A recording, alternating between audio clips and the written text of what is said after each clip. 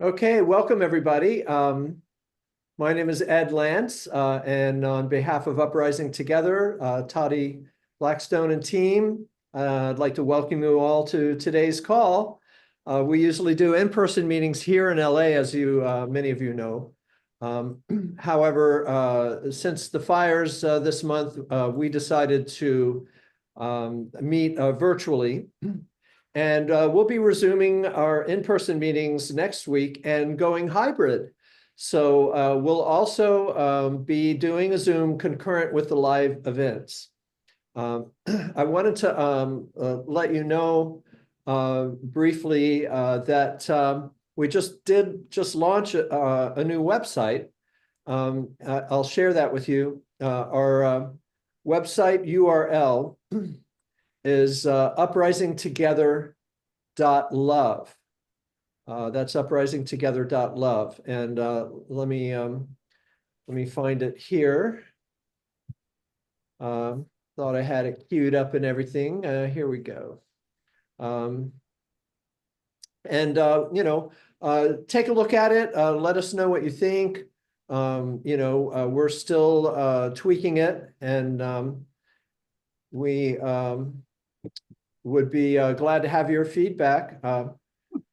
I'll just share here. There we go. Uprisingtogether.love. And we already have our next month's event posted here. We've changed how we're doing ticketing, by the way. If some of you had struggles with that, humble apologies. It got a little chaotic here. Several of us were fighting off a cold, and we had the fires, and it's just crazy. Anyway, Winnie Wang will be our next speaker next month, and should be very interesting. She's a calligrapher and is going to show us the transformative power of calligraphy. I thought what I would do just briefly is we have a lot of organizers from Uprising Together on the call. If you guys want to just turn on your cameras and give us a wave, Toddy, Kurt, Larissa, Lawrence, Lori, let's see, who else is on here? Oh yeah, there's Josie and Lauren and John Schindler. Hey guys, we do this once a month, and we have amazing speakers every month. So, you stopped my video. They're doing a good job for us here. When you have a disaster. Okay. And guys, if you wouldn't mind just muting, and we're going to get started. I'd like to introduce our speaker for today, Dr. Sharif Abdullah. He's a consultant and author. Hey, excuse me, Ed, could you please start the recording for us? We are recording, Ruth. Okay, all right, I'm sorry. Okay. Yes. Okay. So where was I? Sharif is an author, advocate for mindfulness, inclusivity, and societal transformation. Dr. Abdullah is also the author of Power of One, Authentic Leadership in Turbulent Times, very apropos. And he's has an award-winning book called Creating a World That Works for All. Sharif's also founder and director of Commonway Institute, located in Portland, Oregon. And we will be sharing Sharif's links and all. But hey, Sharif, why don't you come on the call and take it away. Thanks again for everyone for joining. You can please mute and turn off your videos for now. We don't. We're going to have a Q&A, by the way, after a couple hours at 4 o'clock. So stay on. Be sure to stay on for that. And so take it away, Sharif. Well, hello everyone, and thank you for inviting me to this gathering. We've got a very, very full afternoon. Well, afternoon or morning or evening, depending on where you're calling from. And what I want to do, and I'm looking at a number of you who still have you are not muted yourselves, and we would appreciate it if you did. You know what happens with Zoom is that if you're not muted and you cough, the camera will, the recording will jump to you. So it'd be really helpful if you could mute yourself. It also is helpful to have your camera off because the Zoom can't jump to you if your camera is off. I would appreciate that.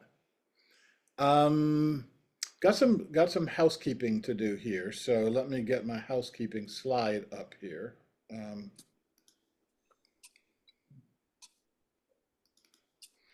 Um, we covered muting. There will be at least one Q&A session and maybe a couple as I change into different areas. You may have a question about that area that I'm talking about, and so we will explore that. And then there'll be a larger one at a larger Q&A at the end. We're going to be 2 hours here. Plus, if there are significant questions, if there are significant activities that we want to go into, we're going to be longer than that. We'll be here as long as there's still significant interest to cover here. We'll take breaks. Probably on the hour, but definitely at a breaking point where we will have where people can as we're switching gears, you can switch your gears.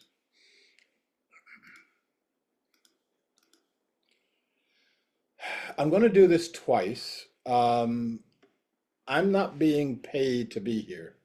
I'm doing this because this is what I'm supposed to do. This is the holding of a vision that I've been holding for many decades now. It's really nice to be able to pay my bills as they fall due. I like that idea. It's really nice to be able to keep the Zoom connections going, to once in a while put some gas in the car, etc. You keep this going. I don't, Commonway does not have continuing funding from any foundation or anything like that. I'm not getting a six-figure income from being the CEO of the multi-million-dollar enterprise. This is a very grassroots effort, and it's a very grassroots direction. And so I appreciate it. I mean, I really do appreciate whatever donations that you can make. And there are no donations too large or too small, because a lot of small donations add up to something that I can do something with. So thank you. I usually practice something called screenless Sundays. Sunday morning, I turn off every device that has a screen. Computers go off, tablets go off, phone goes off, watch goes off, anything that can display a screen. And the reason I do that is because I think it's really important for us to unplug from our over fixation with our technology. We have a technology that robs us of our humanity and does it in such small increments we can't feel it until it's too late. And so our challenge is for us to get back to that. And the reason I'm telling you about this, so this is a break from my usual Sunday. But the reason I'm telling you about that is that I'm inviting you to practice this also. And turning it off doesn't mean turning the screen off. It means shutting the entire device down, turning it off. It doesn't get signals anymore. The number of times that people actually do that is really, really low. And so we need to move that concept up on our list of activities. I'll be asking us to do lots and lots of things that will get us closer to our humanity, closer to the living fabric of our earth, and away from all of the stuff that keeps us from being able to do that. There's going to be some discounts on Commonway's books, and in terms of Commonway's books, you may want to take a look at our bookstore. And what I'm looking for right now is where I've lost my cursor. Oh my God. I guess I was talking so much about screenless Sundays. My computer says I'll fix him. And it'll come back at some other point in time. But yeah, there'll be discounts for Commonway's books. And for 72 hours from now, or 3 days, for the next 3 days, all the books that you buy will receive free shipping. Now, free shipping means when you go on the Commonway website and you buy the books there, you're going to be charged shipping. That will be reimbursed to you.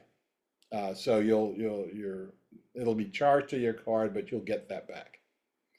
In addition, the first 20 orders are going to receive the Commonway World for All Earth button, which is right here.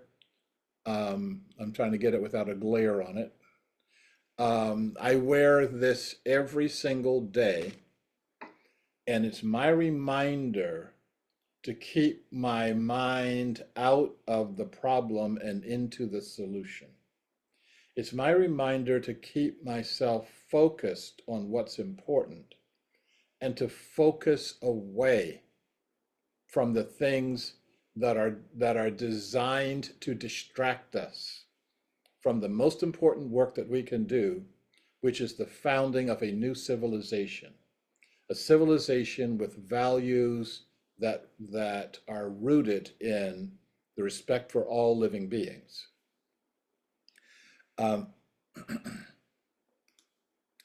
So let's go through a very, very rough agenda. When I mean rough, as I'm feeling the energy and as we are going through this work, we may change the order, we may take some things out, I may put some new things in. This is going to be very dynamic. I don't have a set, speech. I don't have a, 27 minutes and this is the applause point. No, this is really dynamic, and it's based on where we are right now and today. So first part of the agenda is fire a problem? Yeah. And once again, I'm going to invite people who are coming into the call to mute yourselves so that you can not jump around on the video doesn't jump around. And also I will suggest that you also stop your video, and that way things don't jump around also. So number one is fire the problem. And for the folks down in that are calling in from Los Angeles, you probably would say yes to that. But there may be another way of looking at that. And by that, I mean, how do we perceive our reality differently so that we actually can solve our problems instead of contributing to the problems? What is the problem? And we're going to talk a bit about that. And once we identify the problem, what's the solution? We are looking at three different types of consciousness, and we're looking at shifting and changing what we mean by consciousness. And there's some amazing stuff going on about with regard to that right now, and we get to take a chance to look at that. What is our vision? Many of us have no idea what our vision is. Many of us talk about a vision here, but we actually practice something different over here.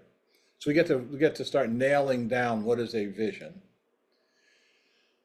I've been talking for the last 4 decades about the metamorphosis of humanity, of us going from the caterpillar to the butterfly. But this is now becoming much more concrete, and now we're looking at how do we actually navigate these new waters that we're swimming in. We'll talk about the 5 latent powers, and I would imagine for most of you, you'll say, "What's that?" And I'll talk about what's that. We're going to talk about the telepathy tapes. If you don't know what that is, you'll find out what that is. And then finally, we're going to talk about our vision. But our vision is not for tomorrow. Our vision is not for 10 years from now. Our vision has to be for today, right now, where we sit. We are focused and focusing on a whole new way of looking at our world and a whole new way of looking at our reality, a whole new way of looking at each other, and hopefully with more kindness than we've been. So the first thing that we're going to do is something that some of us have been doing for a number of months now. And this is something that we call the holonic catalyst meditation. And what I mean by that is many of you are meditators. You know how to meditate. Many of you have a meditation practice that you follow. Many of you may follow one of the meditation practices that that are familiar, that are relatively famous, transcendental meditation and other forms. But this is something different. First of all, most meditation forms focus on you. Focuses on you, your being, your consciousness, stilling your breathing, looking into your heart, etc. The holonic catalyst meditation is not looking at you, it's looking at us. And we're going to talk about what us means in a minute when we get into this meditation. And I call it a catalyst meditation because it's designed to start something. It's designed to open the doors for something. And once we start that process of door opening, I think we'll be able to see ourselves and see each other in a really different way.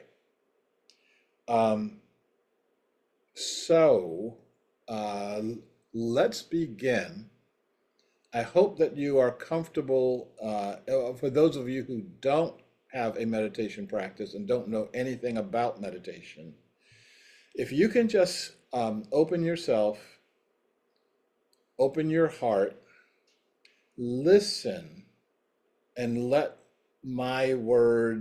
these words wash over you. See how you feel when you hear this. It's it's kind of interesting in that as you are connecting, as you are listening, things will be changing for you. Let that happen. This is going to go for maybe 6 minutes, maybe 10 minutes, maybe 8 minutes. Just relax into it. And I think that's enough preamble. So if you are comfortable, sit up straight.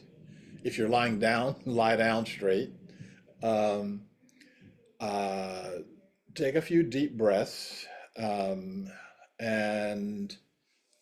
again, relax into this.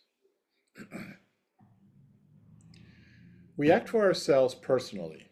Right now, you're doing this for yourself, and we act as aspects of our earth, are aspects of the being of Gaia. Holonic consciousness, the consciousness of all, is a fundamental aspect of the universe. Every atom of the universe has consciousness. It's always with us. We're acknowledging that right now because many humans have forgotten. So we're remembering our connections. We act to reawaken our connection to Gaia for the benefit of all living beings. And we acknowledge our connection to all beings. We're acknowledging our connection to all humans, including those who have gone before, those are our ancestors, and those who are to come, those are our descendants. We're acknowledging our connection to all beings who thrive on and in the air. We're acknowledging our connection to all beings who thrive on and in the water. All beings who thrive on and in the earth. All beings who thrive on and in our bodies, the 8 trillion beings that constitute your body. We acknowledge our connection to all beings of the green realms, all other beings, realms, systems, and forms of consciousness, and that includes the earth as a living being, air as a living being, fire as a living being, water as a living being. We acknowledge our connection to all colony beings. That's beings that are collections of solo beings. And that includes murmurations, colonies, schools, hives, pods, flocks, herds, migrations, swarms, and other forms of colony beings. And we acknowledge our connection to any and all other forms of consciousness known and unknown to us. Once we have acknowledged these beings, we blend all of our energies. No being is on top and no being is on the bottom. May all who are part of Gaia be connected to and in perfect health, harmony, and balance with each other and with Gaia for the common good. We are in perfect physical health, harmony, and balance. We are in perfect emotional health, harmony, and balance. We are in perfect mental health, harmony, and balance. We are in perfect spiritual health, harmony, and balance. We are in perfect holonic health, harmony, and balance. We are in perfect spatial and temporal health, harmony, and balance. We are in the perfect place at the perfect time, in the perfect conditions, and with the perfect beings. And at this point in time, we meditate within the mind of Gaia. We meditate within the holonic energy. When you are in this state, you can hear messages that come from our mother. When we're in this state, we can let go of all of our ego needs, and we can let go of all of the transitory issues that are going on. When we are in this state, we can ask things of Gaia and we can be heard. When we're in this state, we can deepen and we can expand our human experience and expand that experience beyond our humanity into the realms of all other living beings on our planet. And if we just take a breath with that, and we close our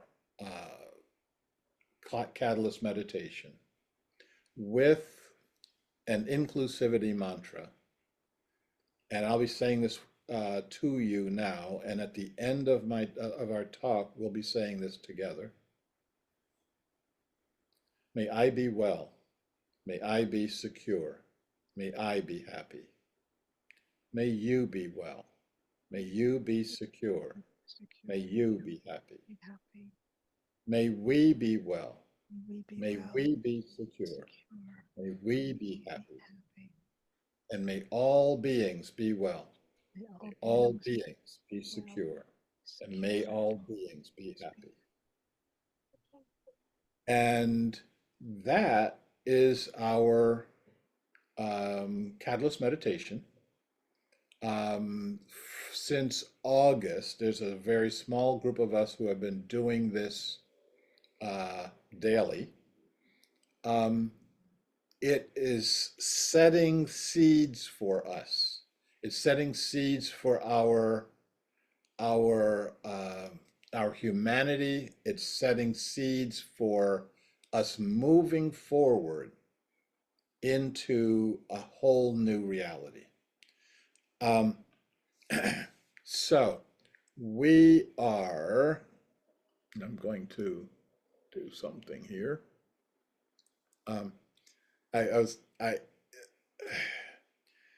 What I see and what you see are two different things. You're seeing my screen, and I'm seeing my screen and another dozen windows of things that are going on that I pull in and I pull out, and I'm consulting with, etc. And it makes things interesting. And so, but without further ado, because I almost always feel like I'm running behind in time. This is because I'm giving you snippets of information, some of which as part of webinars that will last 2 or 3 hours, and you get 5 minutes of that, or 10 minutes of that. So let me dive us right back into it right now.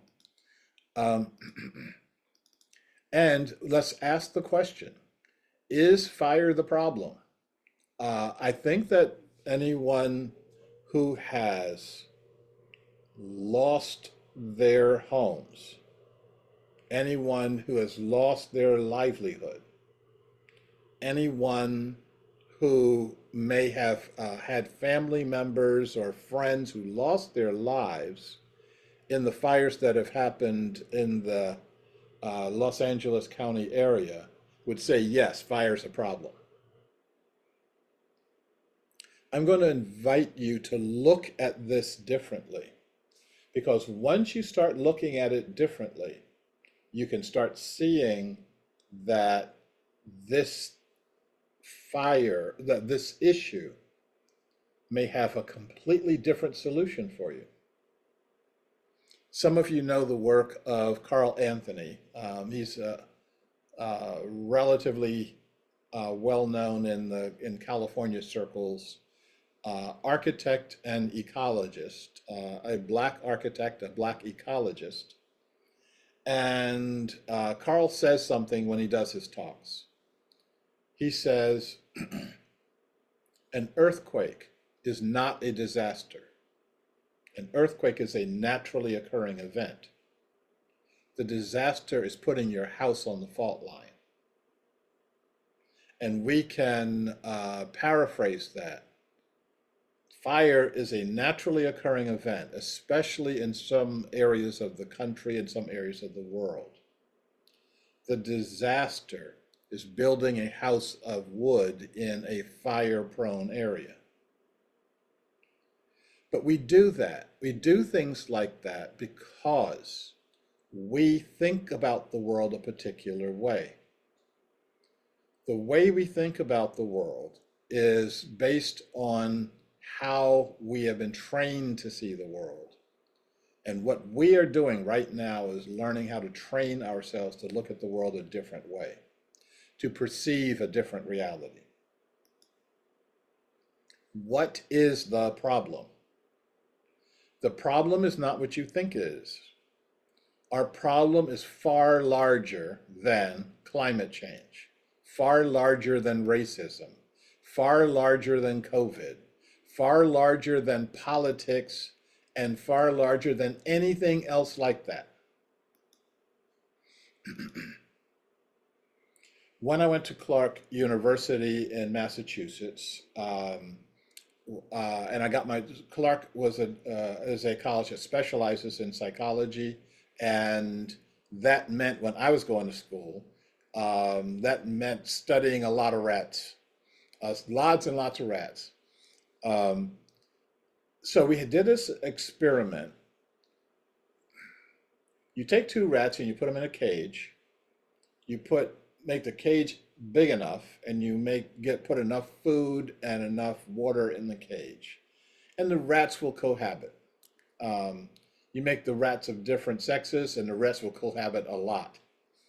But if you make the cage metal, and you send a mild electric shock through the floor of the cage, the rats will experience pain. And as soon as they experience pain, the two rats will attack each other. And they'll attack each other because all they know is, I'm in pain. There's another rat. That rat must be causing my pain in some way. Now, let's take one of the rats and make them black, and the other rat and make them white. And we'll stand outside the cage and say, oh, look, white and black rats, they can't get along with each other. And we need to have programs to help them to stop attacking each other. The reason that we studied rats is because rat behavior isn't all that much different from human behavior. When there is an electric shock going through the floor of our human cages, we start attacking each other. We don't ask the question, what is it that's keeping us attacking each other? What is this? What's the nature of the pain that I'm feeling? What's actually going on? All we do is, oh, I'm feeling attacked. I'm feeling in pain. I feel like I'm being victimized. And there's another rat over there. I'm going to go after them. We've got to become smarter than rats. No evidence of that right now, but that's what we've got to do. We've got to see what is really causing our problems.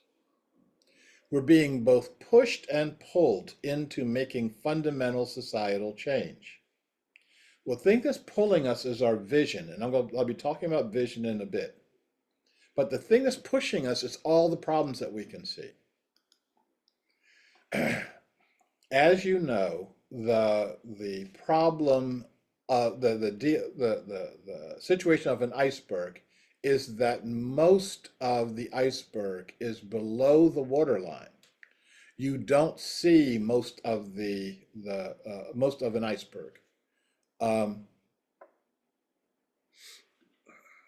So we can look at problems like, while we're focusing on global climate change, while we're focusing on racism, sexism, while we're focusing on COVID, while we're focusing on Trump and making him stronger and stronger by focusing on him. There are many people who don't seem to believe that the law of attraction actually works. They think they can keep talking about someone like Trump all day long and that has no effect. It definitely has an effect. You get him elected again.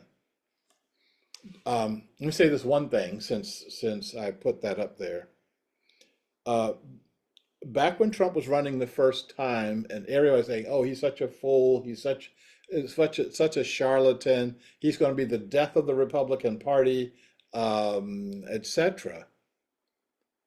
Only a couple of people, I was one of them, Michael Moore was another, and only a couple of people were saying, this guy can win. And that's because I wasn't listening to Trump. I was looking at all the people who were listening to him. And after his term, and after two impeachment attempts, people like, oh, he's history, all the lawsuits against him, etc. And I kept saying, you're still talking about him. As you're still talking about him, he can win again. And I'm going to say this a third time. If you don't shut up, if you don't take the discipline of ignoring him and focusing on the problem, he'll win a third time. Now, everybody says, oh, well, the Constitution doesn't allow you to run a third time. I said, keep talking about him and watch what happens. I don't. I focus on what the problem is. Now, what is the problem? While we're focusing up on the shallow stuff on top of the iceberg, we're ignoring the mess. Now, what is the mess? In my book, Creating a World That Works for All, I talk about 50 presenting symptoms of that are in our society. And these things are problems that are intractable. Holes in the ozone layer, homelessness, acid rain, pandemics, regional famines, weapons of mass destruction, civil wars, sexism, overuse of fertilizers, neocolonialism, homicide, unsustainability of all aspects of life. Now, that is out of page, I think it's 37 in the book.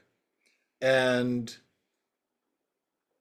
the thing about this list that I want you to focus on is that this is not, these aren't 50 problems. These are not 50 problems. This is one problem that has 50 presenting symptoms. If you spend all your time focused on the symptoms, you never, ever, ever get to address the disease. And what I want us to do is to look at this and to see it as something that is a function of our consciousness. These aren't 50 problems. This is one problem with 50 presenting symptoms, and that problem is consciousness. The problem is our consciousness. Now, what I mean by that is how we think about the world and how we act in the world. The problem is consciousness, and if we're trying to change the symptoms, we don't address the disease. Weirdly and paradoxically, the solution is consciousness. Once we change our consciousness, how we give birth to a new system, a new structure, a new way of looking at the world will make sense. So the solution is consciousness, and that solution is having a vision, holding a vision of how you see the world, and seeing that world as creating a world that works for all living beings. Once you do that, you can start doing things in a different way, and you can start doing things from another living point of view.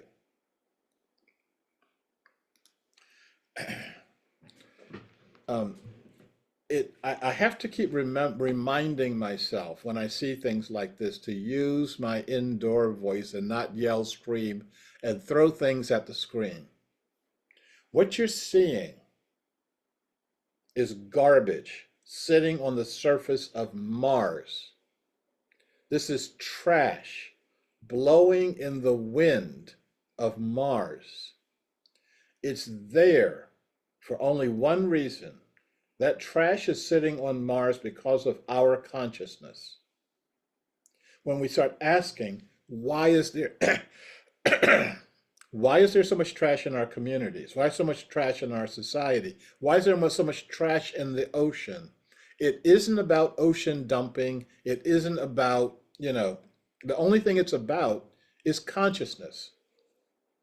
Some amazingly smart, intelligent people put things together in such a way that you wind up with garbage on Mars. They must not be all that smart. They should be able to design a system that allows you to investigate another planet without dumping your trash on it. So before we say the problem is these people over here or those people over there, the problem rests inside of me, and I have to own that problem. I have to own that trash that's sitting on Mars. In order to see this, we have to see our reality in 3 different ways.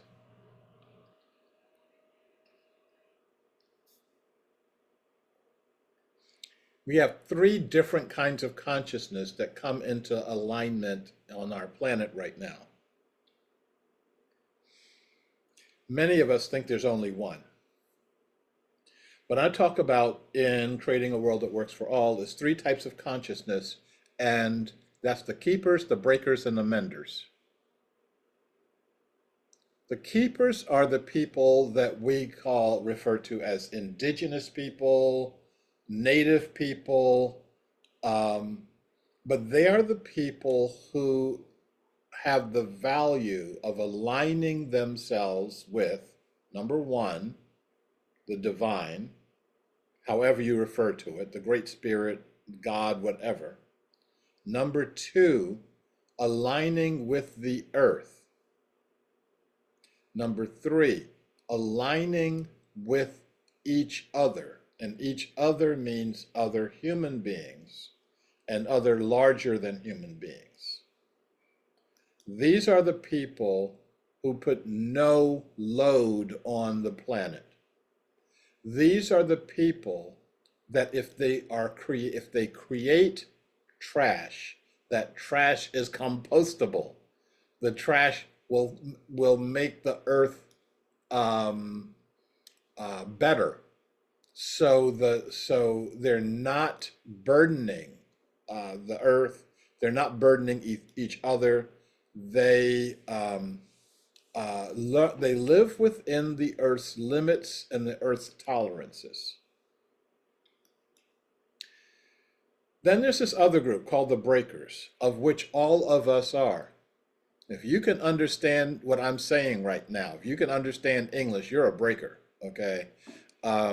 And as I tell folks, I've got a few degrees in breakerism. So we are we're definitely on a different wavelength. We don't act like we live on the earth. We act like we are living above the earth. We act like we're living better than the earth. We treat the earth like our piggy bank and our cesspool. We pull resources out and we don't care what happens, but with us pulling resources out, and we um, dump our garbage and we don't care what happens when we dump our garbage. And that attitude, that is the thing that's driving us to the brink of destruction. And for those who may object to me putting that cute baby in the picture, that baby consumes as much resources as an entire village in Africa. And that baby didn't ask for that. That baby doesn't want that. This is the way the system works. So, if that's what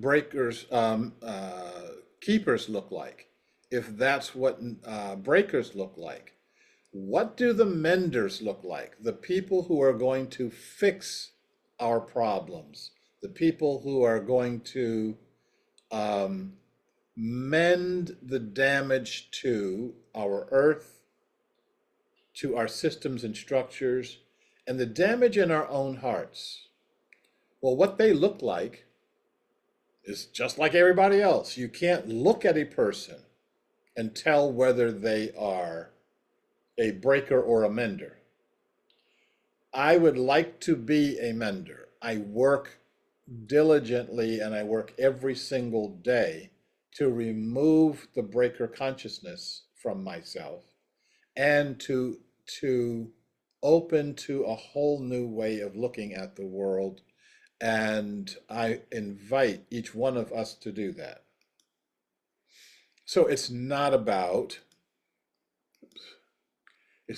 skin color, it's not about gender, it's not about religion, it's not about politics.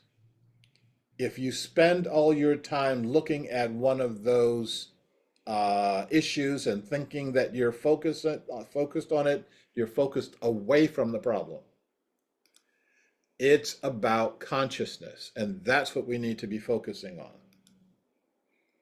Albert Einstein said, and you know this quote already. I'm not saying, I'll bet there's not a one of you on this call that doesn't know this quote. No problem can be solved from the same level of consciousness that created it. And you're all going to nod, oh yes, I know that, I know that. And you keep trying to solve our problems from the same level of consciousness that created it.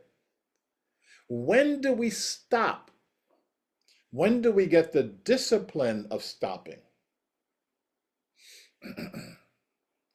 It's not a matter of somebody else can stop. Yeah, Sharif's doing all this work about changing consciousness. We need to change their consciousness. Yeah. Nope, I'm talking to each one of us. We are the ones that we are going to wake up to another level, or we're not.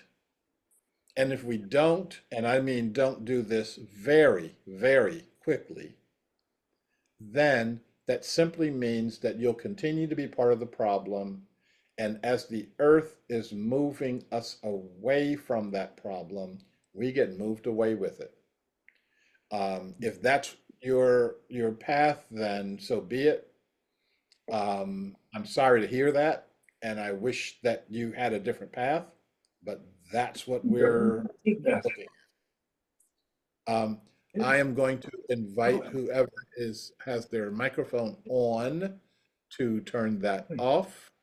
We're going to pause for 10 minutes, and we're going to, I'll take a few questions or comments, but until then, if you could leave your microphone off, that would be great. Thank you.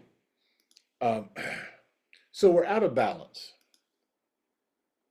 Humanity faces destruction, and we're facing destruction from our story. In chapter 5, in Creating a World That Works for All, I talk about the nature of story. What do I mean by story? Um, your story is the part of your culture that you enact. Your story is the part of your culture that you are living. Um, your culture says either you eat with a fork, or you eat with chopsticks, or you eat with your fingers. But why you do that, the why part of it, is your story. We have a story, our story of rugged individualism, our story of the survival of the fittest, our stories around uh, the superiority of certain groups of people over others. And those stories have driven us to the brink of extinction for our planet and for ourselves. We need to change them. It's as simple as that. And we keep saying that, but we don't know what to change them to. Well, now you do, because we've got a process that will get us to that point. Let me take a quick look and see where we are.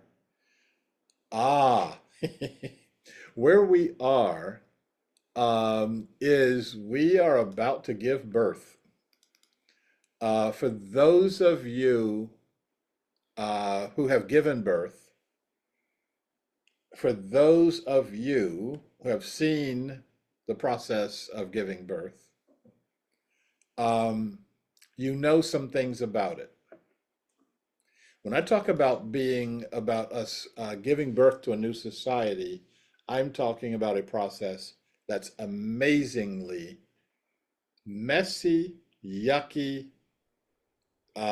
painful, amazingly painful, unpleasant, unstoppable. I mean, when you start that process of labor, you see it through, okay? And then at the end, you get a baby and you forget about all that other stuff. So right now, all of the pain that we're seeing around the world, our planetary process, is we are either dying, and there's a lot of people out there talking about that we are in the death of humanity. We're either dying or we're having a baby. Now, there's a couple of stories, and ding dong it, I don't have. Imagine me holding up my latest book, Birthing the Nation of Gaia. There's a couple of stories in there about birthing that I'm going to tell you now. A couple of years ago, a woman in Uganda was having a baby, and she did all the stuff that you're supposed to do when you're having a baby. She and her husband, went to the hospital and had all the testing, and she was eating all the right food and doing all the right stuff. And when her labor started, she does all the yelling, screaming, crying, and out pops the baby, and they wrap it in a blanket, and she and her husband go home, and they're happy for about a week. She comes back into the hospital a week later, and she is in serious pain. And when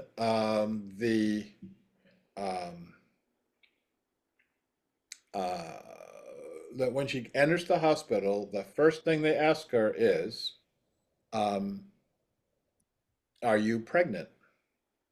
And she says, "No, I'm not pregnant. I just had a baby last week." So they start doing with her everything you should not do to a pregnant woman. And right as they're about to slice her open, out pops another baby. She's one of the rare women who had two wombs. Her husband got her pregnant in both of them about a week apart. And she wound up having given birth twice within 6 days, and did not, these were not twins. These are completely separate births, separate wombs. There's another woman who had two wombs and didn't know about it. She was not married, but she was having sex with her boyfriend, and so she was keeping very good records of her menstrual cycle. She starts experiencing a lot of pain and goes into the hospital screaming and yelling.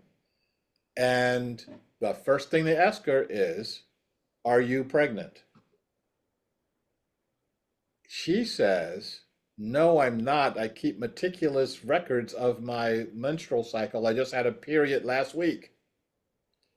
So they then start doing everything to her that you should not do to a pregnant woman. Muscle relaxants, nerve blocks, lots and lots of chemicals in her system. Everything that they put in her threw her into a coma. And while she's in the coma, out pops a baby. And she's in the coma for a week. And when she comes out of the coma, they say, "Well, number one, welcome back. And number two, here's your baby." And she says, "How long was I in a coma?" And according to the news article about this, said that she had a bit of difficulty bonding with this child that she had no idea that she was carrying. So, so our challenge is very simple. Are we dying or are we pregnant? Is humanity dying on this planet, or are we about to give birth to a whole new way of seeing humanity on the planet? I'm betting on the latter. I'm betting that we are coming up with a whole new way that our consciousness works on this planet, and works in conjunction with all other consciousnesses. And that junction will solve every single problem we've got, and some that we don't even understand. So the question is, what's our focus? What is it that we are focusing on? Cute little baby. Are we focused on we are having a baby? Or are we focused on all this other stuff that comes out while you're having the baby? Are we focused on all of the afterbirth? And I'm telling you, if we're focused on our on the wars, if we're focused on the inequality of income and all the things that are part of that mess, then all we're going to do is make the mess worse. If we refuse to discipline ourselves, I've got a quote, and this is reaching over to this whole stack of books I've got over here, so I can find this quote for you real quick. The problem that I have is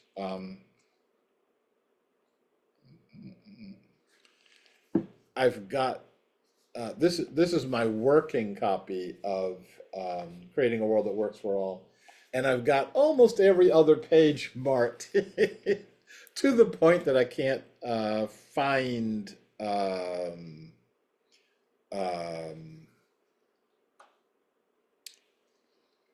anything. And we are, I'll tell you what we're going to do. We'll take our break and I'll find the quote.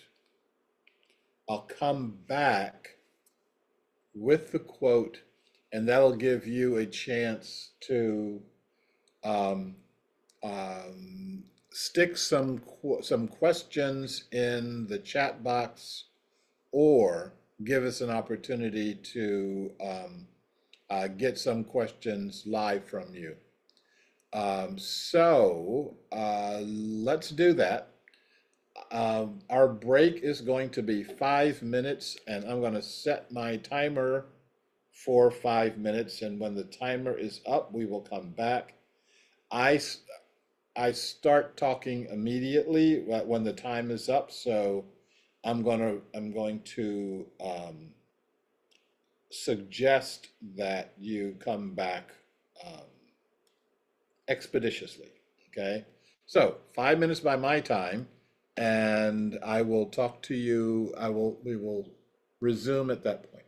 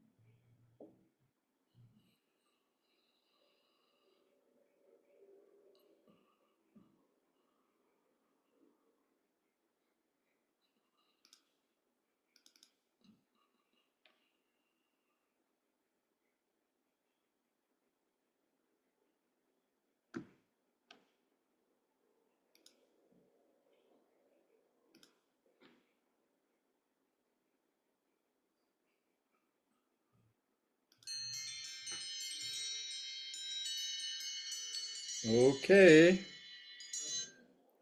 It's our timer here. And I'm going to invite us to turn our cameras on and to change our view so that we can see each other. And see if there are any questions or comments or thoughts. I may, if you have a question, and I think I'm going to answer it in the second half of this presentation, I may refer you to the second half of the presentation. Say, hang in there, I'll get to this in half an hour or whatever. And if not, so I'm looking in, so how do you ask a question? If you are familiar with Zoom, you know there's a way to raise your hand, and that may be in your reaction, the reaction button that you have here. There's one that says raise hand. If though you're not savvy with that, you can wave your meat hand around and I'll see it and I will get to you. So whether it's from digits or meat, one way or another will get you acknowledged. I am not seeing anybody raise their hand. You're either tired or stunned or or something else. It says I can't open my video. It doesn't allow me. It says the host is not allowing me. Is there something on your end that's preventing that? Not my end. Hang on for a second. I'll take a look at that. Okay. Mine So says that same thing. really? Yeah. Hey, It says the host has stopped it. okay. I didn't. My camera has no problem at all. Okay, Yeah, now see, give me a message. The message says the co-host has asked you to start it. Did you do that, Ed? Is it something you did? Yes. Okay, good. Toddy, are you on? Yeah, there. Good. okay. Mine's still blocked. Mine is still blocked.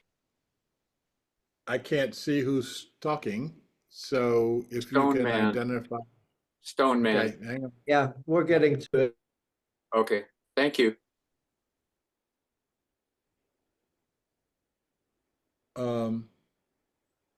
Okay, so Ruth, I see your digital hand is raised here. Right. So first of all, thank you so much for being with us, for honoring us. Well, And the honor is mine. here's what I'm wondering about the statement you made about that all those issues are actually part of one thing rather than being 100 different things.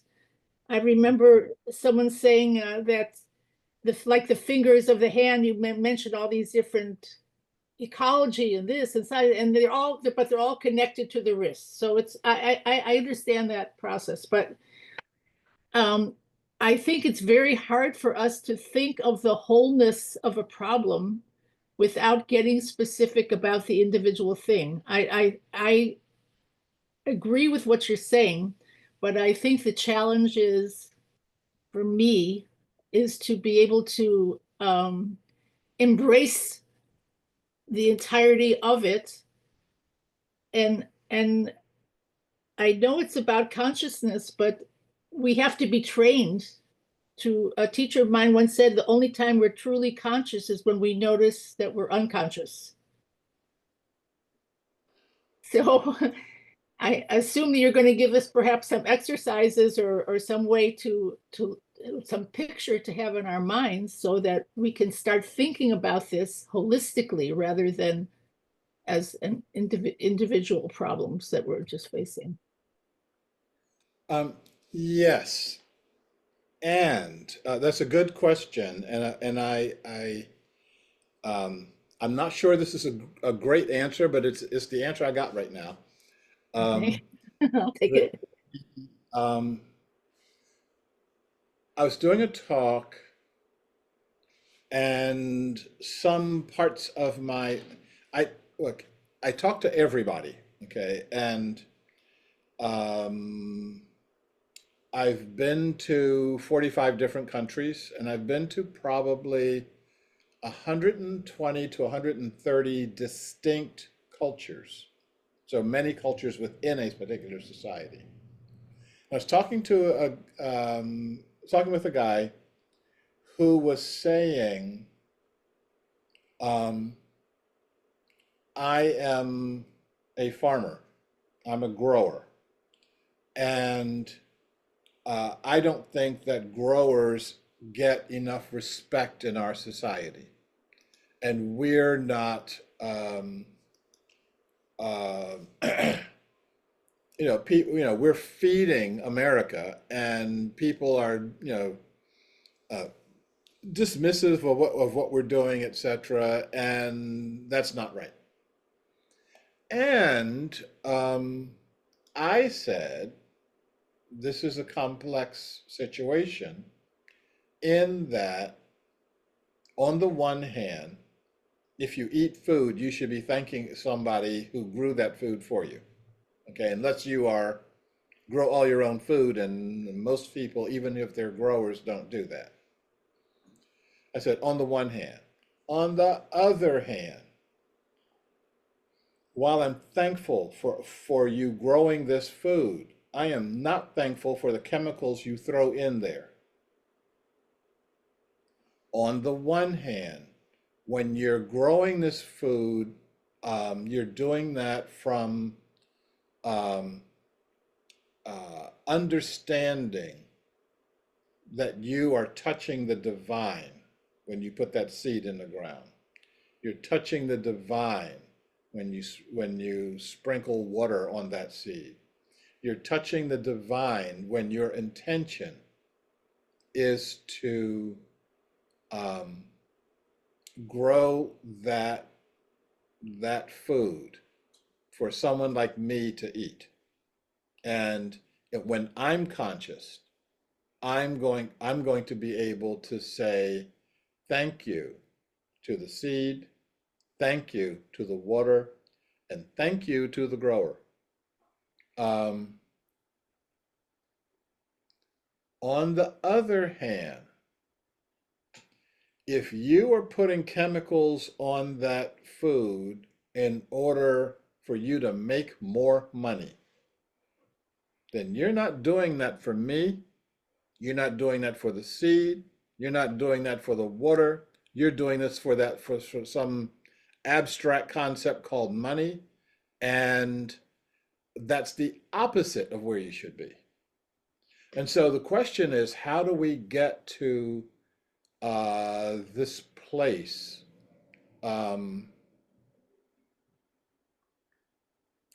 do we get to the place where we can be joyfully a part of the solution? How do we get to the place where we can be, we can see that our work is really visionary? As my publisher, when Barrett Kohler published Creating a World That Works for All, even the book was so instrumental for them, they changed the motto of their organization. So if you go to their website, it says Barrett Kohler Publishers, Creating a World That Works for All. And I'm like, simple. But if you ask them, how do you create a world that works for all? They said, well, our part of that is to publish books that help open up people's minds. Somebody else will say, well, I do artwork that is designed to bring people together. Or I bake cakes, and my cakes are designed to help people see their relationship to so and so. So there's all sorts of ways that we can address the issue of how do we create a world that works for all living beings. But if 99% of my time is occupied with, I'm just trying to make more money for myself, or I'm trying to make more money for somebody else, or I'm trying to build this bomb that's going to kill these people over here, then no, we're not doing that.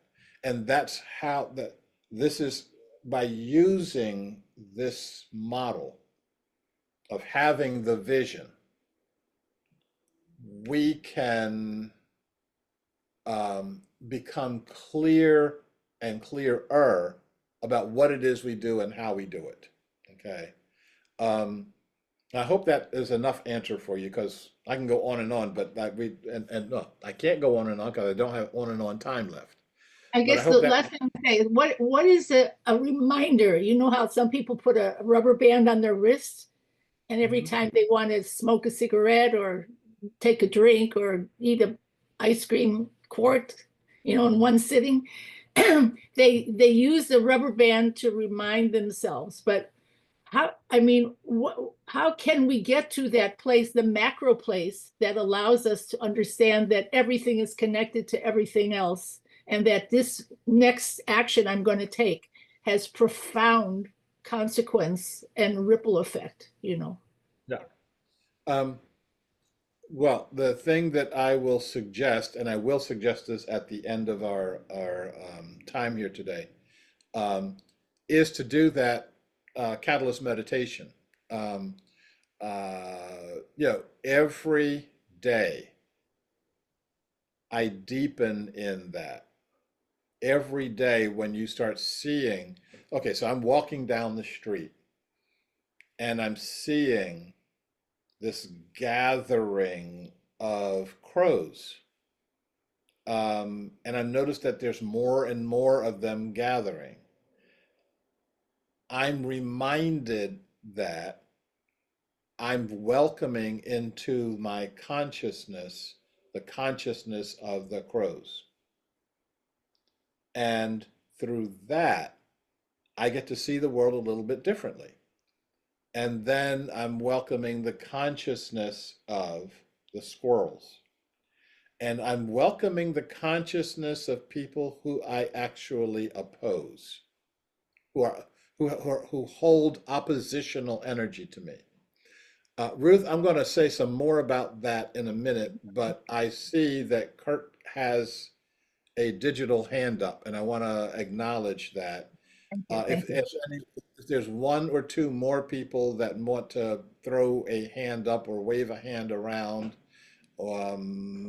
please do so, and then we're going to get started again. But Kurt, you want to unmute yourself and state your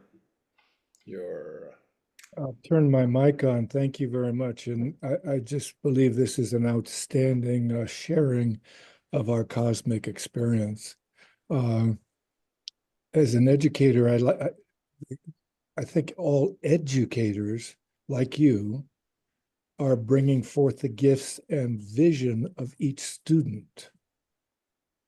And this is allows that inclusivity. It's like Mother Nature.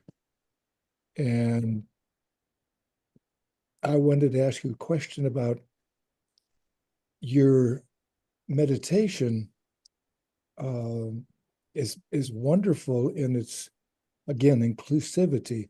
I have a real simple meditation that is practiced, and it's basically that I thank you for peace in everything and everything as peace. Breathing in, thank you for peace in everything, and breathing out, everything as peace. And that brings in that effect that you mentioned about even that stuff that we think is oppositional. Because as peace, it allows us to see it in a different way. And we can stay peaceful and be that peace that we wish to be. Thank you.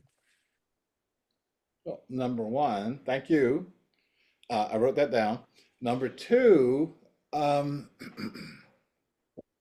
this is something that I say on my website, that which supports you helps to guide you on your way. And that which is opposing to you helps you to define your way. So a person and persons like Donald Trump are doing you a favor. And the favor is to help you see what's important. So I was in Sri Lanka some years ago. I did a lot of work in Sri Lanka. A lot of my life examples come from Sri Lanka. So I was in Sri Lanka, and we were doing our biggest peace meditation. We meaning Sarvodaya, and that's the organization I was working with at the time as a advisor. So we had 500,000 people, all dressed in white and all dressed, all there to meditate for peace. We were up in Anuradhapura. And I was interviewing people, just asking people why did they come to the peace meditation. And I don't speak either of the languages on the island, and I'm being trailed by my translators. So I stopped a woman who was coming out of one of the temples, and we asked her a question, why did you come to the peace meditation? And she misunderstood my question. So she gave a better answer than if she had understood it. So she thought I was asking, why were you in the temple? And she said, I went in the temple to give thanks to all of the people who helped me to come to the meditation today. And she said, I lit a candle for my son who gave me the 70 rupees, which is like 70 cents at the time, for the bus ticket.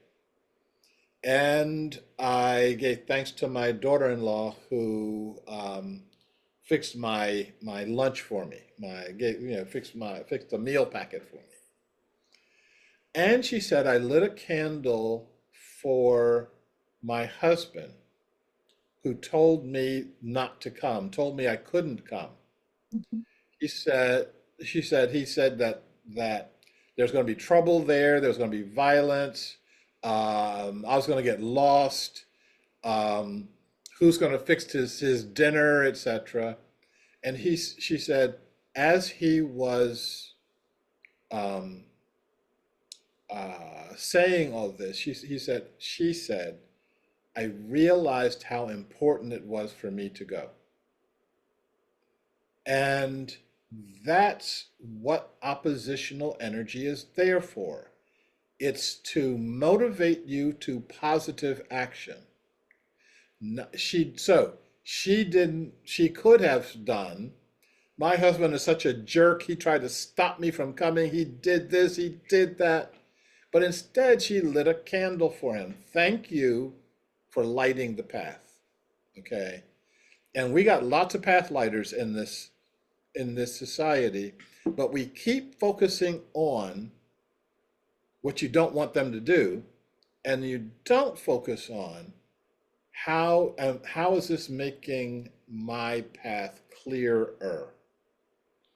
And that's our challenge.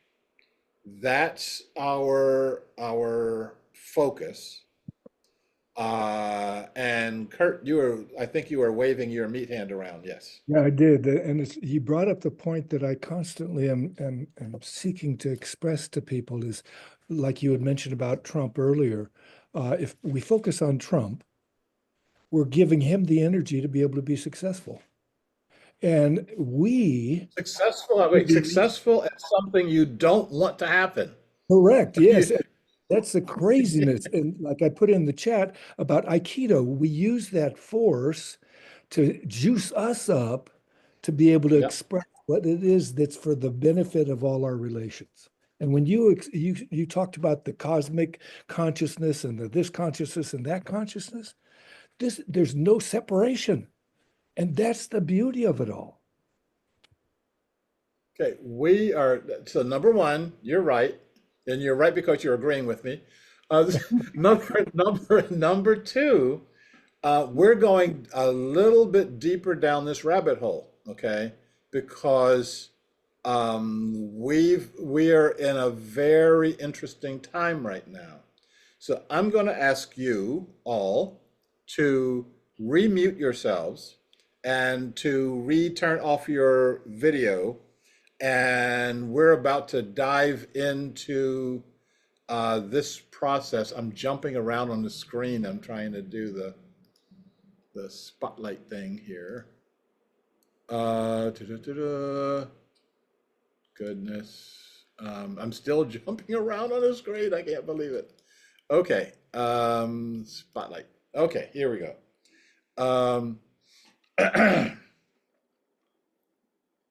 So what I want us to do to look at now is, and I still didn't get my book.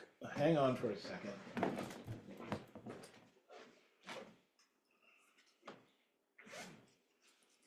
I carry my books around, but then I have to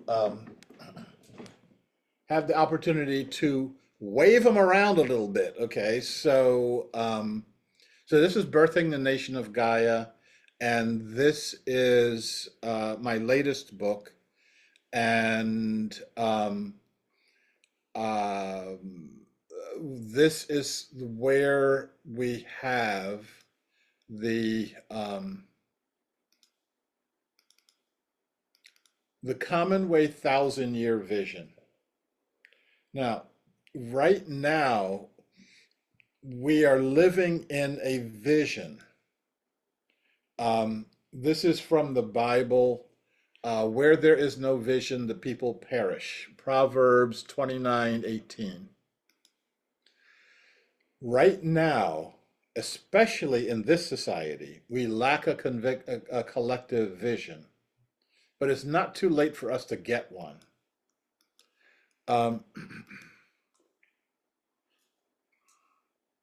In Birthing the Nation of Gaia, in the appendix, I put a 1,000-year vision for humanity. Now, this is my idea of how we ought to spend the next 1,000 years. It's not exclusive. You can come up with your own, and you can agree with mine, and we can fine-tune these visions together. Since the time I wrote that, things have changed dramatically, and some of those things have changed dramatically for the good. And we need to start focusing on the good as good. But this is a vision of mine. We can create a world that works for all beings. We can act, not just talk, but act like we love ourselves, like we love each other, and we love all other beings. Now, if you don't like my vision, you should hang up now. No, that was a joke. If you don't want my vision, here's another one for you. This is the architect William McDonough, who said we can love all the children of all species for all time. If that was the driving force for our society right now, we'd be living in a completely different world. If we can love all the children of all species for all time. If you don't like either one of those, my friend Mark Anielski, we can create an economy of enduring happiness, an economy that's based on love as opposed to an economy based on money. So we have all sorts of ways that we can rethink, we can recontextualize, we can reconstrue our the purpose for humanity on this planet. Our job is not to make more money. Our job is not to make more weapons. Our job is to act like we love each other, love ourselves, and love other beings. So for the first time in history, we have a technological vision. We've got one person saying, let's go to Mars. Okay, well, that's an idea. I have some other ideas first, like let's make sure that every human being has food to eat and a roof over their heads. Let's see whether or not we have a collective energy to get to Mars, as opposed to one guy who read a book and said, let's go to Mars. In the past, we could think about bettering our lives with a modicum of technology, a better plow, a better watch, a better way of getting across town.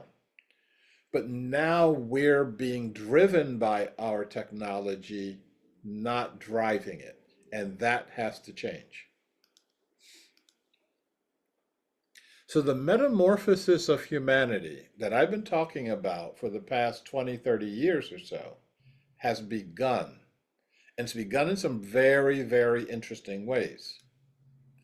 In this book, there's another appendix, and that appendix is about the 5 latent powers. When I was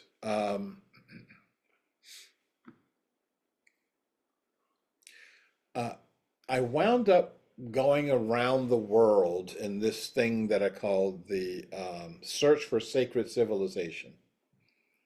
And started in Egypt, went to Göbekli Tepe, landed for a month in the Himalayas, landed for another month in Bali, and learned a lot in each spot. When I went to the Himalayas, I went there with a very specific notion. And the specific notion is human beings had abilities early on. And those abilities are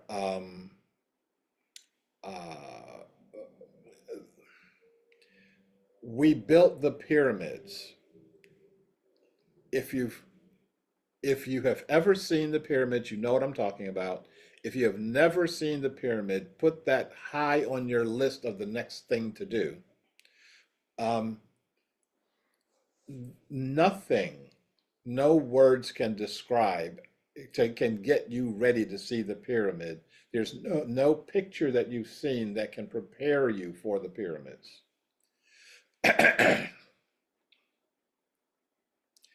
And there's this notion that breakers have of the blocks were moved by a whole bunch of slaves pulling on ropes and moving each block in place by hand, etc. And as soon as you see the pyramids, like, that was not, there is no number of people that can move blocks by hand like that. The same thing is true with Göbekli Tepe. So I wanted to know, how did we do that? And I thought what I was looking for was an object, either, the sacred ink pen or the sacred scrolls or something that had the formula for how you move blocks around or how you do telepathy. And so I wound up in a cave fasting at about the 15,000 foot level. And if you've ever been in a cave at the 15,000 foot level, you know there's not a whole lot of oxygen in there. And I got an answer. I got a download, a major download. And the answer was kind of strange. The answer was, there is no magic pen or magic scroll that can do that. That the ability to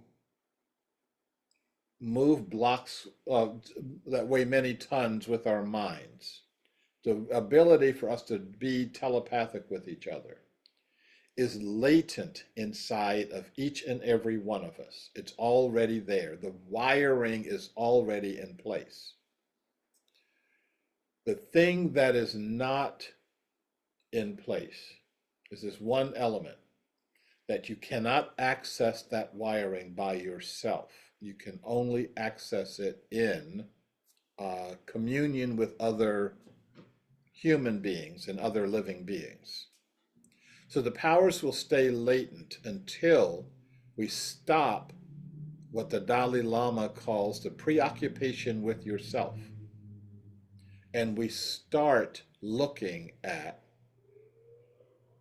all humans and all other beings together. And this is my principal journey. This is the thing that the divine has given me a responsibility for, to awaken these 5 latent powers. So what are the 5 latent powers? Hang on. Well, the 5 latent powers look like this, but I'm not letting you look at that. And the reason is, if you get things too easily, then if you don't struggle for this, if you don't struggle to get this baby out, then you don't get the baby out. And so I do an entire about an hour and a half process, and it's around here somewhere. Hang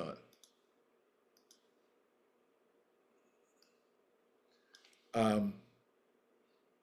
One of the issues with Zoom is that they have windows that cover other windows, and it's not something, and it's not what I want either. Come on.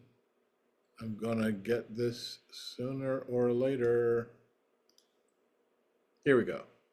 So I did This is the teleseminar for... And I turned it on instead of giving it to you.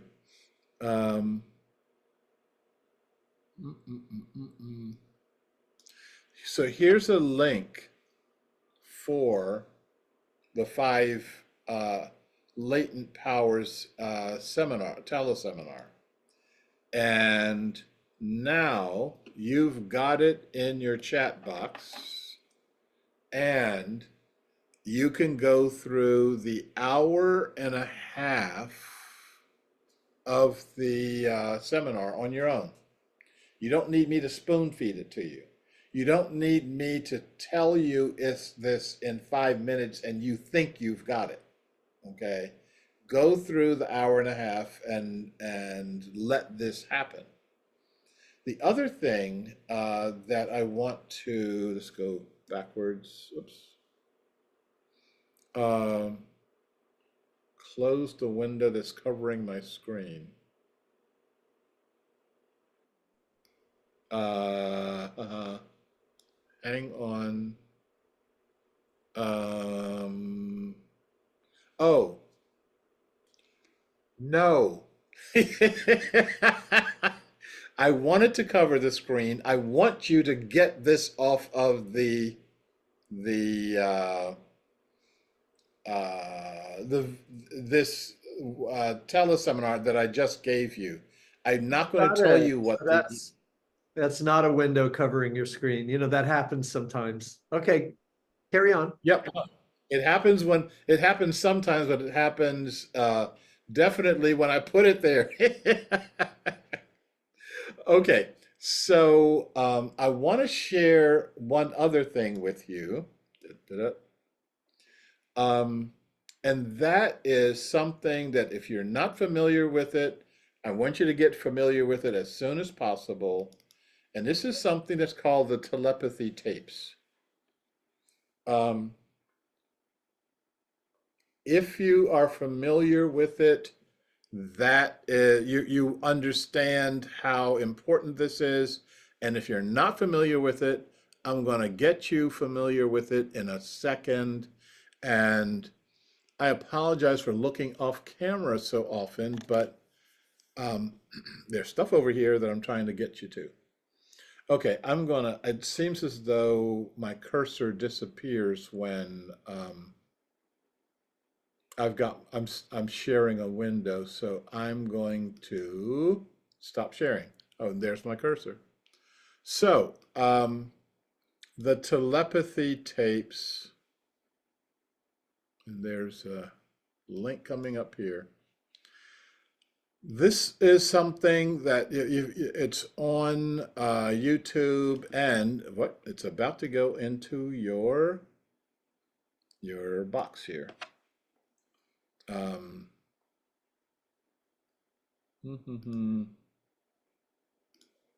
So here's the link for the telepathy tapes. I'm going to do this really quickly, but it's really worth every minute that you spend going through these. It's a series of 10 episodes. And this person has researched that autistic children are highly, highly telepathic, highly at a level that there doesn't seem to be a telepathy test that can test their abilities, because we don't know how to do that. You can give them a string of numbers at any level, and they can repeat the string back to you. They can repeat not just numbers, not just letters, but also pictures. They can describe pictures. Now, when I say describe, this is the autistic children who don't have a verbal language. They cannot speak. But they figured out a way to get them to point to letters. And through pointing the letters and through the kind of software that, what's his name? Stephen Hawking used to speak, that they can speak with that software. And what they have to say is absolutely mind-blowing. So not only are they completely telepathic with their primary caregiver, not just seeing through their eyes, but also able to absorb, goodness, just about anything and everything. When you get into, like I said, I've gone through all 10 episodes of the telepathy tapes. When you get around episodes 5, 6, 7, 8, it starts getting really freaky. Just one freaky example, that these autistic individuals go to a place that they call the Hill. And this is a communal spot where all autistic people with where all the non-speakers go. And they can communicate with each other, and they can do mass communication. Meaning, Most telepathy is set up, one person is a sender, the other person is a receiver, and it's a one-to-one connection. When they go on the hill, it's multiple to multiple connection. They interviewed this one kid, and the interviewer asked him, how many people are with you on the hill right now? He says 1,789. Now, can you imagine being in communication with over 1,000 people, close to 2,000 people, and you are in sync in that communication? You can all hear each other and you can all speak to each other at the same time. This, when I first started, when I was first at in the Himalayas and got this download about the 5 latent powers. This is 2012. So now I'm seeing this coming about. I'm seeing it actually happening in real time in these telepathy tapes. And I'm seeing even more of that happening, okay? I'm seeing it happening at a deeper level than even I could imagine. This is really, really, really cool stuff.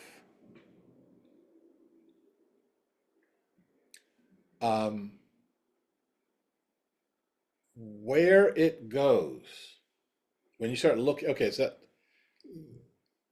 the issue of telepathy and collective knowing is one of the 5 latent powers.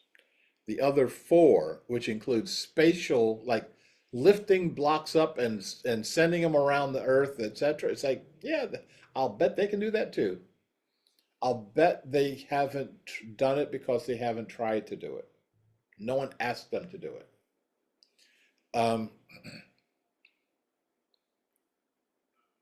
So our consciousness is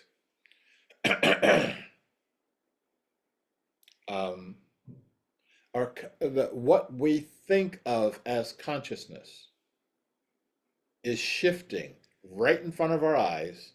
It's shifting right in the direction that I've predicted. I've got other predictions in these books, and that's coming about also. And so, let me share this with you. So we need to rethink what consciousness means. The breaker view of consciousness is that it's only in your brain. It's only in the brain of human beings. My consciousness, my way of formulating, making sense of the world is different from your consciousness. In fact, 100 years ago, 150 years ago, lots of folks said that people of African descent didn't have a consciousness, that women didn't have a consciousness. Why bother sending us to school? Because there's nothing there. And unfortunately, there's an awful lot of people who actually believe that right now, right here and right now. So in terms of rethinking consciousness, consciousness is not an accident of brain activity. In fact, consciousness doesn't have anything to do with brain activity.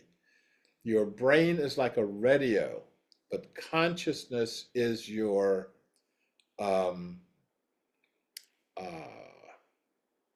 is the station that you're tuned to.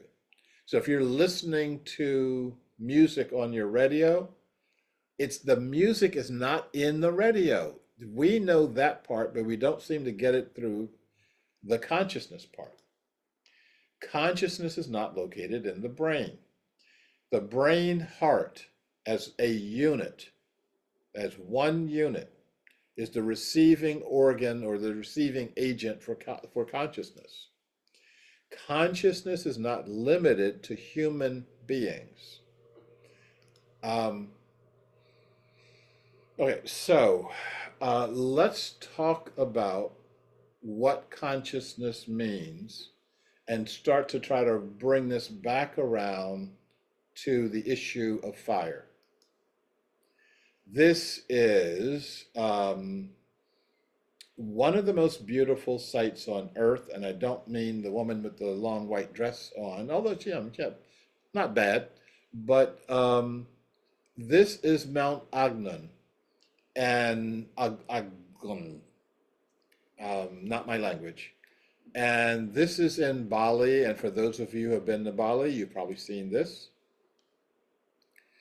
The last time I saw this mountain, I've been to Bali a few times, one of my favorite places on earth. But the last time I saw this, it looked like this. It was in the middle of an eruption. And all the geologists were saying, this is going to be bad. This is going to be, the mountain had erupted before, I think in 1970 or something like that, and thousands of people died. And they're saying this eruption is going to be as bad as that. And I landed, the mountain starts to erupt. All the Westerners are trying to get out of Dodge. I mean, everybody's trying to get a flight out of Bali. And they're all freaked out, you know. The mountains, the volcanoes are erupting, the volcanoes are erupting. The Balinese were not freaking out. They were putting signs up everywhere. And the signs were saying, gentle Agun, peaceful Agun, powerful Agun. They were stating their relationship to the mountain, and that relationship was saying, you're the boss. There's no question but that we need to be respectfully imploring our mother to be gentle with us. They were not saying don't erupt. They weren't saying we have to block this eruption. They weren't saying eruptions are bad things. Eruptions are naturally occurring events. The disaster is trying to walk through the volcano. So you have these two groups, and they have two different reactions. So while I was there, in the newspaper, they said, so the army cordoned off the entire mountain. Lots of people were living on the mountain, and they took those people to safety, although many people stayed. Their entire livelihood was tied to what they were growing and herding on the mountain, so they were tied there. So the army was not allowing anybody to get onto the mountain while I was there.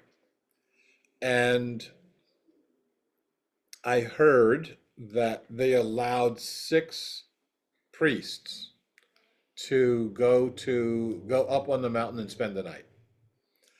And they were going to talk to the mountain, talk to the volcano.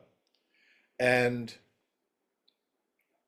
the Westerners, these, backwards people think they can talk to a volcano and talk it into not erupting. Isn't that funny? Isn't that quaint?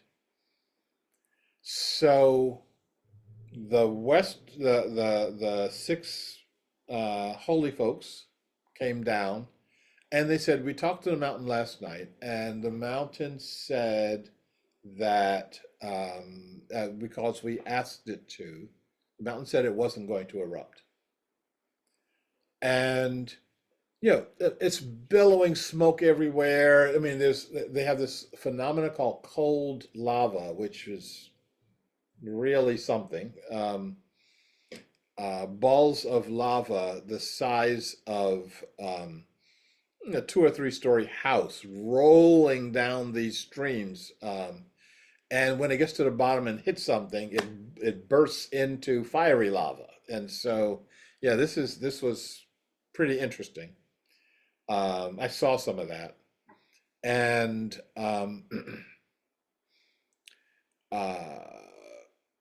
and so the Westerners are, laughing at these holy men.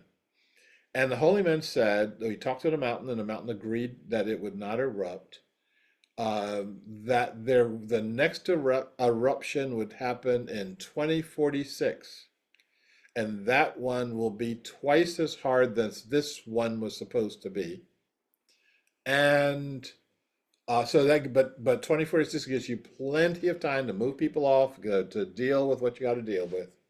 And there's no appeal to that eruption. Like, okay, I'm giving y'all a bye right now. I'm giving you a pass, but don't come back here asking for another one. And the mountain stopped erupting. It just stopped. And all the geologists and all the Westerners are saying, or we're saying nothing. Oh, that's a coincidence. It's a coincidence because if we don't know how to make that happen, then it's not possible to happen. And that is the arrogance of breakers. Breakers are supremely arrogant, that nothing can happen unless we are the ones that determine that it happens. And we're at 4 o'clock right now. And I would like to do something. I'd like to buy another 10 minutes from you. I will just briefly touch on these solutions that we are seeing and give you a methodology of getting back to getting to the point of us doing something together to implement these decisions, these solutions, and then we'll open the floor to more Q&A. Okay, so I want to talk to you about some solutions. What we need is a whole new level of consciousness, and I am not talking about exercising my individual consciousness. This new level of consciousness is going to be what I call in the new in Birthing the Nation of Gaia, holonic consciousness, the consciousness of the whole. All of us have had the experience of holonic consciousness, but we haven't had the ability to stand back from it and see it.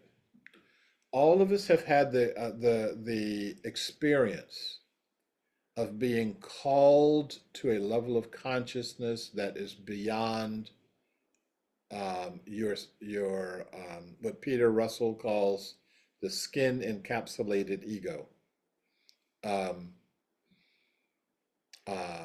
You've been there in times of intense emotional expression, intense joy, intense sorrow.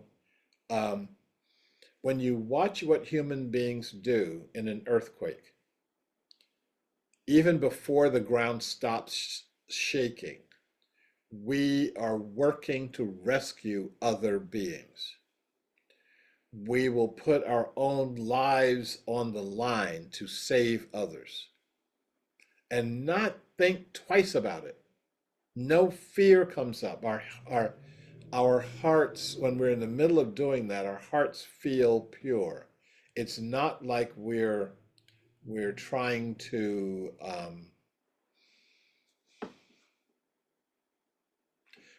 be seen a particular way or act a particular way. It just happens.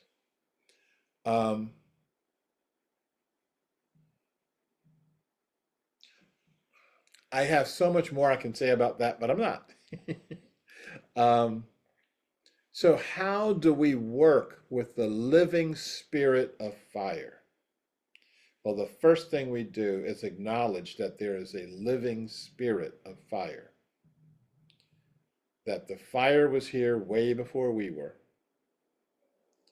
We're the ones that put our wooden houses in the way of that fire and expected something to happen that obviously did not happen and can't happen.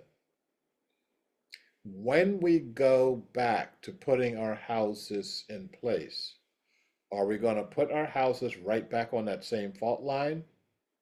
Or are we going to make the houses out of wood again? Or we're going to make the houses out of rammed earth this time that doesn't burn? We have choices. We can act as though we live on top of the earth, or we can create a path for the fire. We know the fire is going to be there. The fire has to be there. It's an integral part of our planet. What we can do is build our structures and build our societies in such a way that make them fire resistant, that make them fire channeled. The fire goes down this channel, but doesn't have to go this way. And we can find out which way the fire goes by just asking it, by being like the holy men and say, holy men and holy women, and say, I'd like to have a conversation with you. And by doing that, we can start seeing some things differently.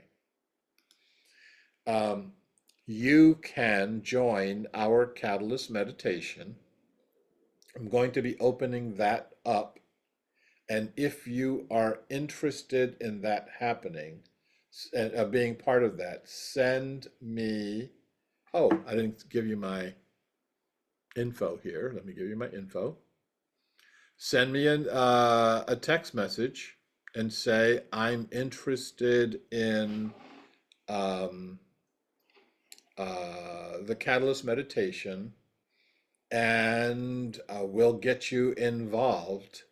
I'm still working on the logistics of that, so bear with me. And I am going to put all my contact information in the chat box right now. That is, okay, so that's my email address. Let's move it over here. Email address, website for Commonway, some of my books, and at the end is my TED Talk. I would suggest you watch the TED Talk. And we're initiating a project that doesn't have a good name. I'm calling it P3, which stands for the Parallel Polis Project. How do we build a parallel society? Václav Havel, the former president of the Czech Republic, the person who provided the introduction to my book, Creating a World That Works for All, and someone who I was corresponding with well before he became the president of the Czech Republic. And he said the way that we should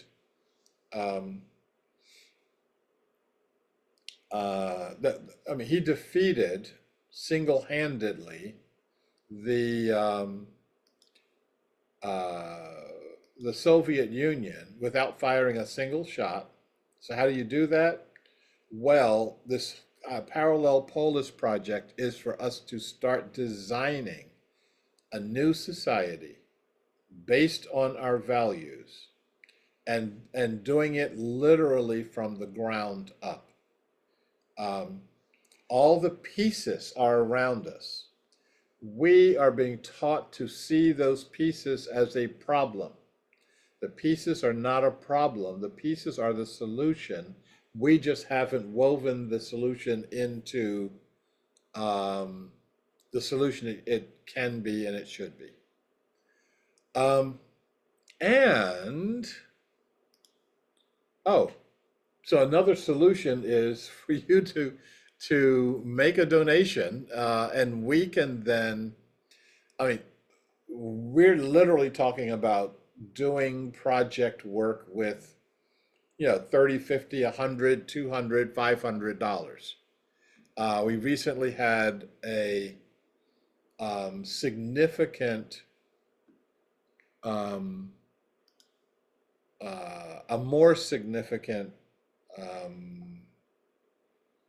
donation of several $1,000s, which feels really good. But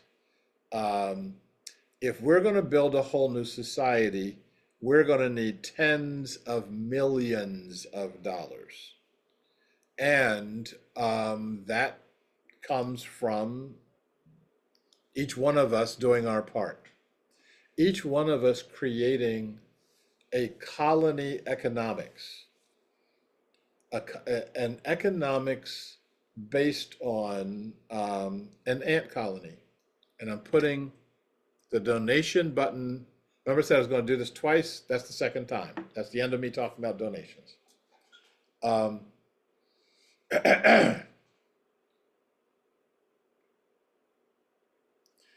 an ant colony, all ants work, even though all ants don't work equally. In an ant colony, no one says to another ant, you're eating too much. You're eating more than your share of the lichen we're growing in here. You eat as much as you need to eat.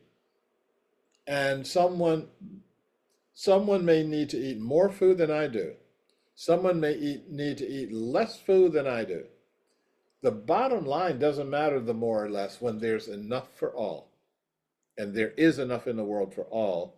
There's not enough when any one of us wants to hoard millions and billions of units of value in themselves that they could never in 10,000 years spend on themselves. I'm sorry. One more thing to do I didn't put up earlier. This is the link for the Commonway bookstore. And you can see all the book products there. You can see, and I'm holding them up as I'm talking about them. Commonway.org is in there. You did put that in the chat. You did put in the Yeah, chat commonway.org or right. com. But I didn't put the bookstore, which is commonway.org/shopping. So Thank you. that's in the what you call them now. So you'll see creating a world that works for all in there. You'll see birthing the nation of Gaia there. And something else I'd like to talk about for a second, which is the Chronicles of the Upheavals. This is interesting. I actually read this one a couple on several occasions. It's my one and only foray into speculative fiction. Okay, I'm sorry. That book and its sequel, oops, that's Upheavals too.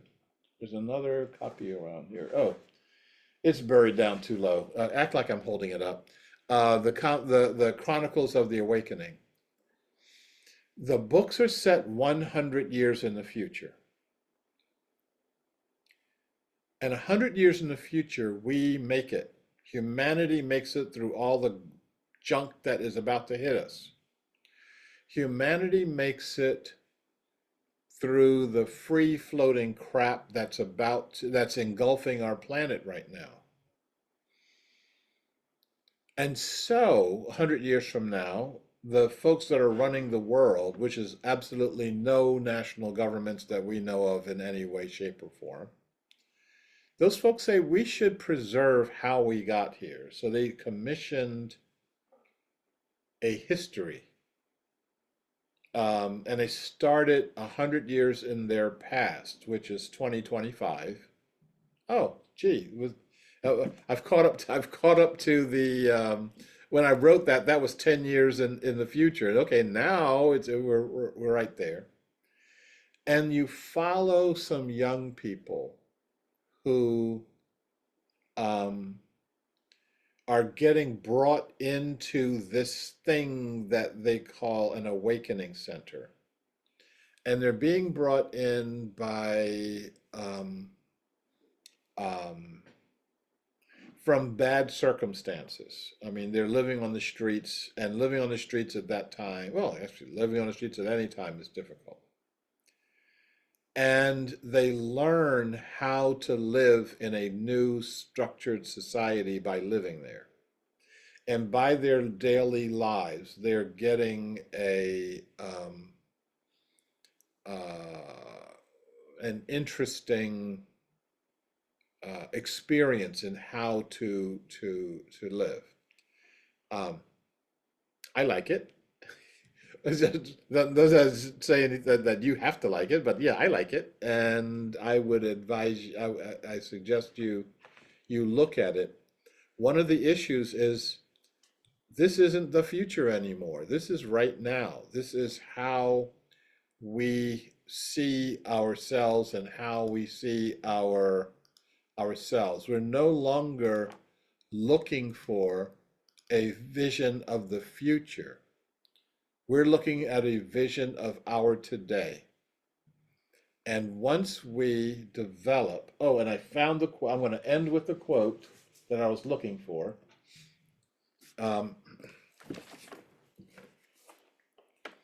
This is from a Brazilian theologian by the name of Rubem Alves. Let us learn from those who plant dates. A date tree takes 80 years. That's 80 years. The date tree takes 80 years from the time it's planted to bear its first fruit. To plant a date tree is an act of faith, a sign of hope, and a symbol of one's loving commitment to the future. Let us plant dates, even though we who plant them will never eat them. We must live by the love of what we will never see. This is the secret discipline. It is the refusal to let our creative act be dissolved away in immediate sense experience, and is a stubborn commitment to the future of our grandchildren. Such disciplined love, I'm going to repeat that part, such disciplined love is what has given prophets, revolutionaries, and saints the courage to die for the future they envisioned. They make their own bodies the seed of their highest hopes. And that's what we have to do. We need the discipline of our love, but we need the love of our discipline. We need to be able to say, this is the right path. We need to be able to look away from everything that will distract us, divide us, and confuse us on that path. On the path, regardless of the way you are expressing yourself on that path. On the path, I wish us all well. Thank you for listening to me. And as I said, I will be here to answer questions as long as you got them. So let's get us back to our gallery view here. And let's get leave your microphone off, but turn your camera on so we can see each other. And let's get some questions in here. Same rules apply. If you can, as Ruth knows where her hand is. um, but if you can get your digital hand going or your meat hand going, we can. Oh, and one of the things I'm going to try to remember to do, I give myself a 4-minute um,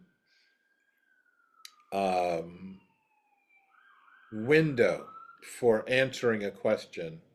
If I don't answer it in 4 minutes, I'm just lecturing you. So I'm gonna try to keep to that. So Ruth, um, and let's get some other people stacked up here, because if I don't see some other people stacked up, we're gonna go ahead and close for the day. So Ruth first, then Dwayne. I know everything you're saying is true. I feel it. I feel it in the marrow of my bones. I felt it for probably a couple of decades, but you expressed it so clearly. So I have a more defined vision of it, and I appreciate that. Here's my question. You mentioned the autistic children, and about 30 years ago, I first heard about the indigo and the crystal children. And I wonder if you could count, is there a similarity between those children? And the second question that is, there's been a lot of underground talk since fires in Los Angeles about people who are claiming that these are not natural fires that happen, like the volcano that erupts and so forth, but they have been actually designed. I'm just going to tell you what I've been hearing. I'm not saying what I believe because I'm not sure. I'm just listening, okay? Is that they've been designed by people who are trying to level certain areas and create smart cities in which people's lives would be totally controlled and transparent. They would build houses where they would know exactly when people leave, what room they're in, and so forth, and that these fires were not just the regular fires that nature provides every year in those areas, but what happened in Hawaii and now here and years ago in Australia, this is all part of a concerted plan. If that's true, Sharif, then having a priest talk to the mountain is not going to help. Do you know what I'm saying? If that's really, if these are planned disasters, then we're in a totally different kind of a world. Um, take the indigo kid children first. Um, oh, I didn't hit my timer. Um, I'm when the talk around indigo children came out, I don't know what to call it. Somewhere short of skeptical. Um, I don't know what powers they were supposed to have that human beings need to move forward on our planet right now. Seeing what the autistic non-speakers can do, I'm seeing that as definitely down the line of what I've talked about in terms of the 5 latent powers. We definitely need this. One of the things they say in the telepathy tapes is that you can't lie to them. You can't lie to them. Right. Okay. And the same thing for the autistic children. The people who did the research said that that's why governments will fall if they're not being transparent, because the children will know.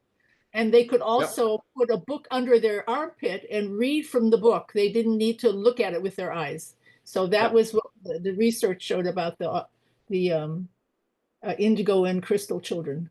And they access information differently too. Yeah.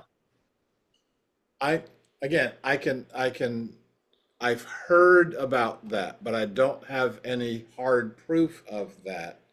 The way that they've got tested and testable proof with regard to the autistic children.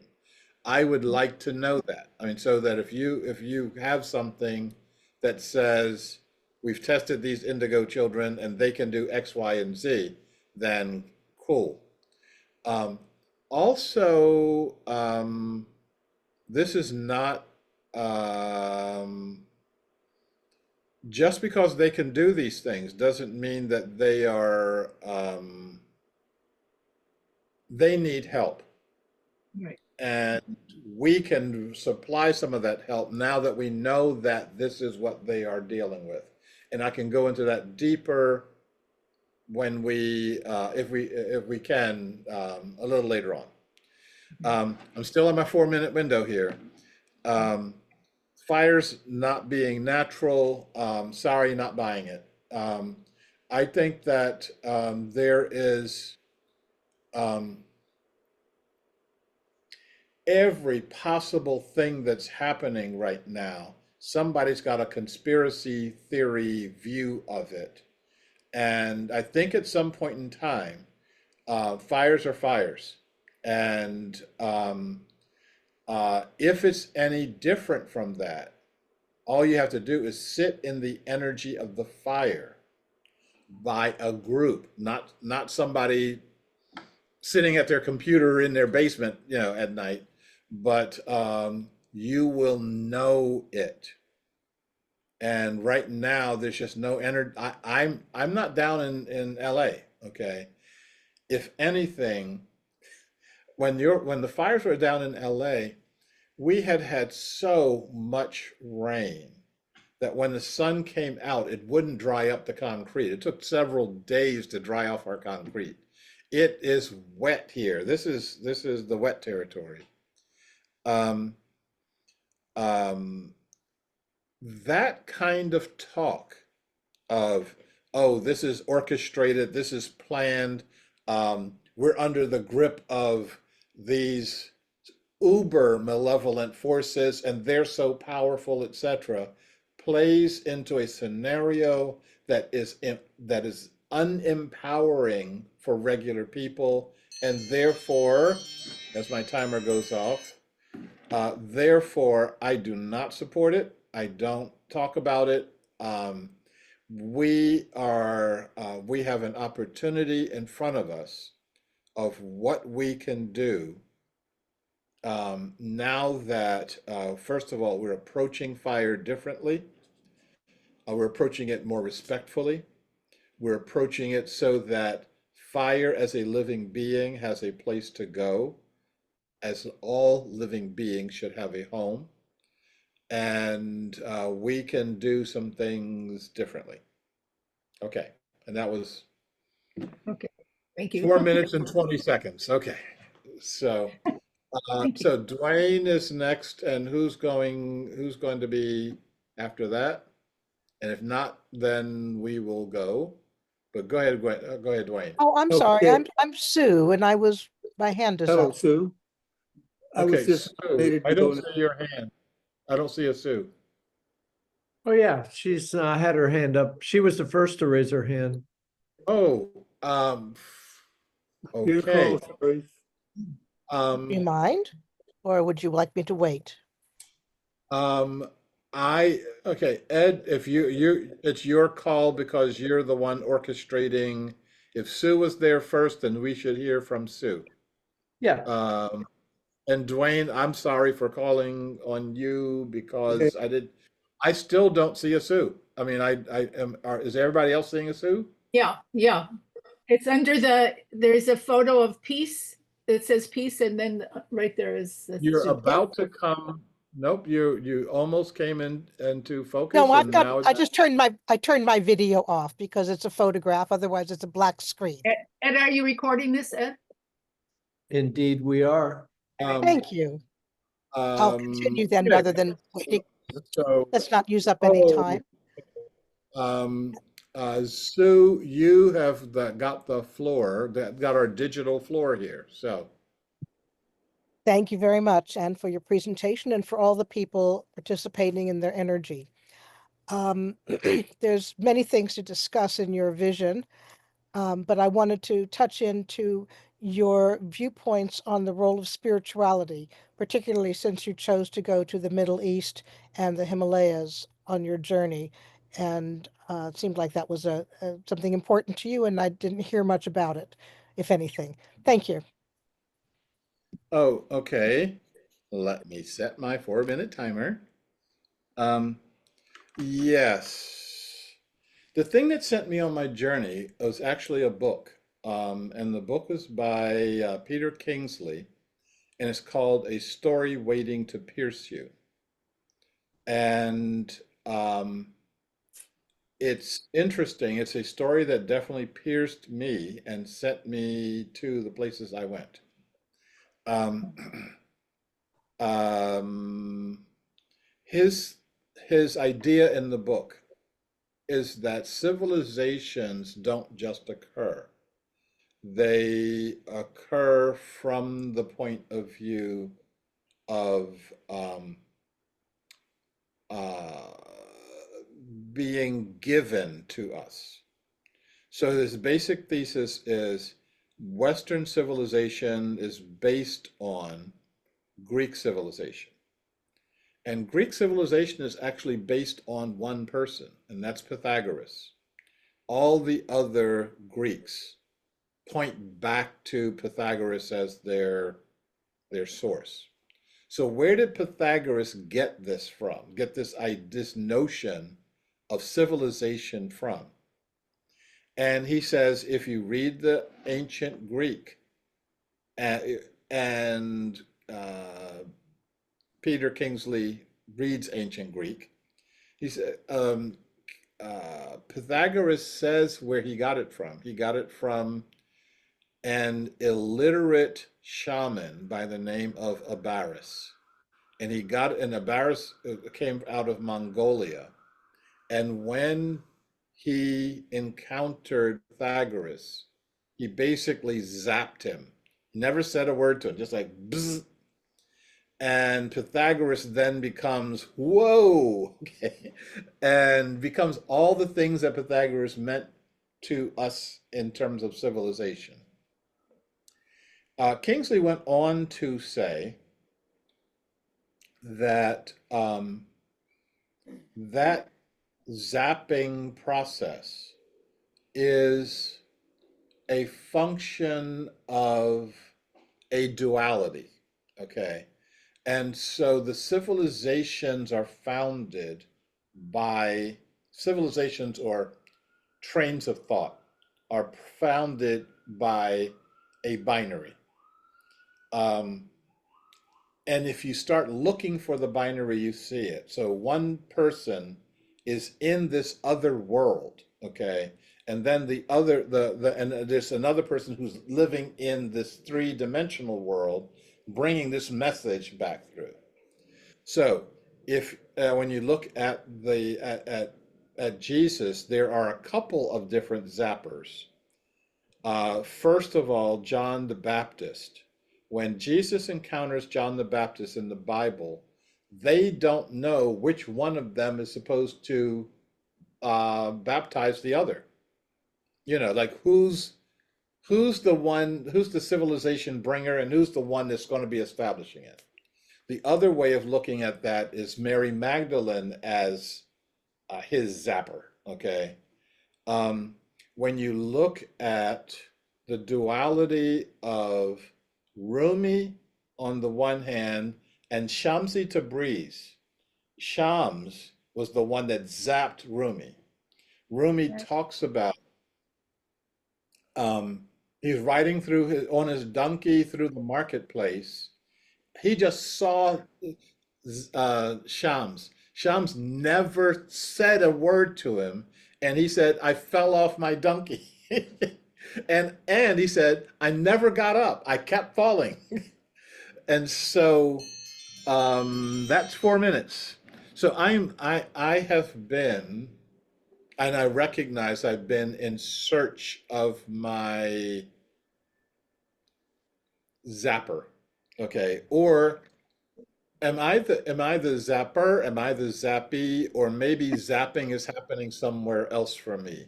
So Possibly happening simultaneously and collectively, and in a way that it's already happened, just as the other things that you mentioned already exist within us. It already yeah, exists, your true self, your call it whatever you will, your spiritual part process, guide, way of being is there. It's revealing it. And that's the work that we're doing.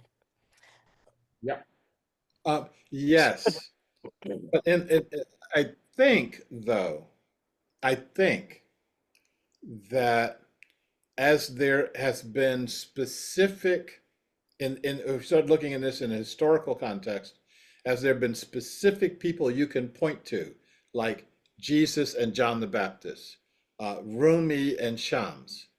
I think, like you said, there was a quiet, illiterate monk, so-called, someone who was not even a highly recognized a person. We never know where that spark is going to come from to ignite within us, to put the air into the flame that exists, however you want to metaphorize it.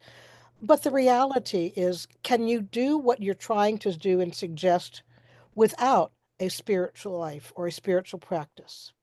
How essential is Um, that to the goals that you're looking at in your 1,000-year vision, for example? I guess I guess the question would be, The what role of do we? spirituality in your life. Right now, Yeah. you say you're a seeker, you're still looking, searching, and being, In terms of having a spiritual life, I think I have a very rich, deep, and profound one. I'm happy in these multiple realms.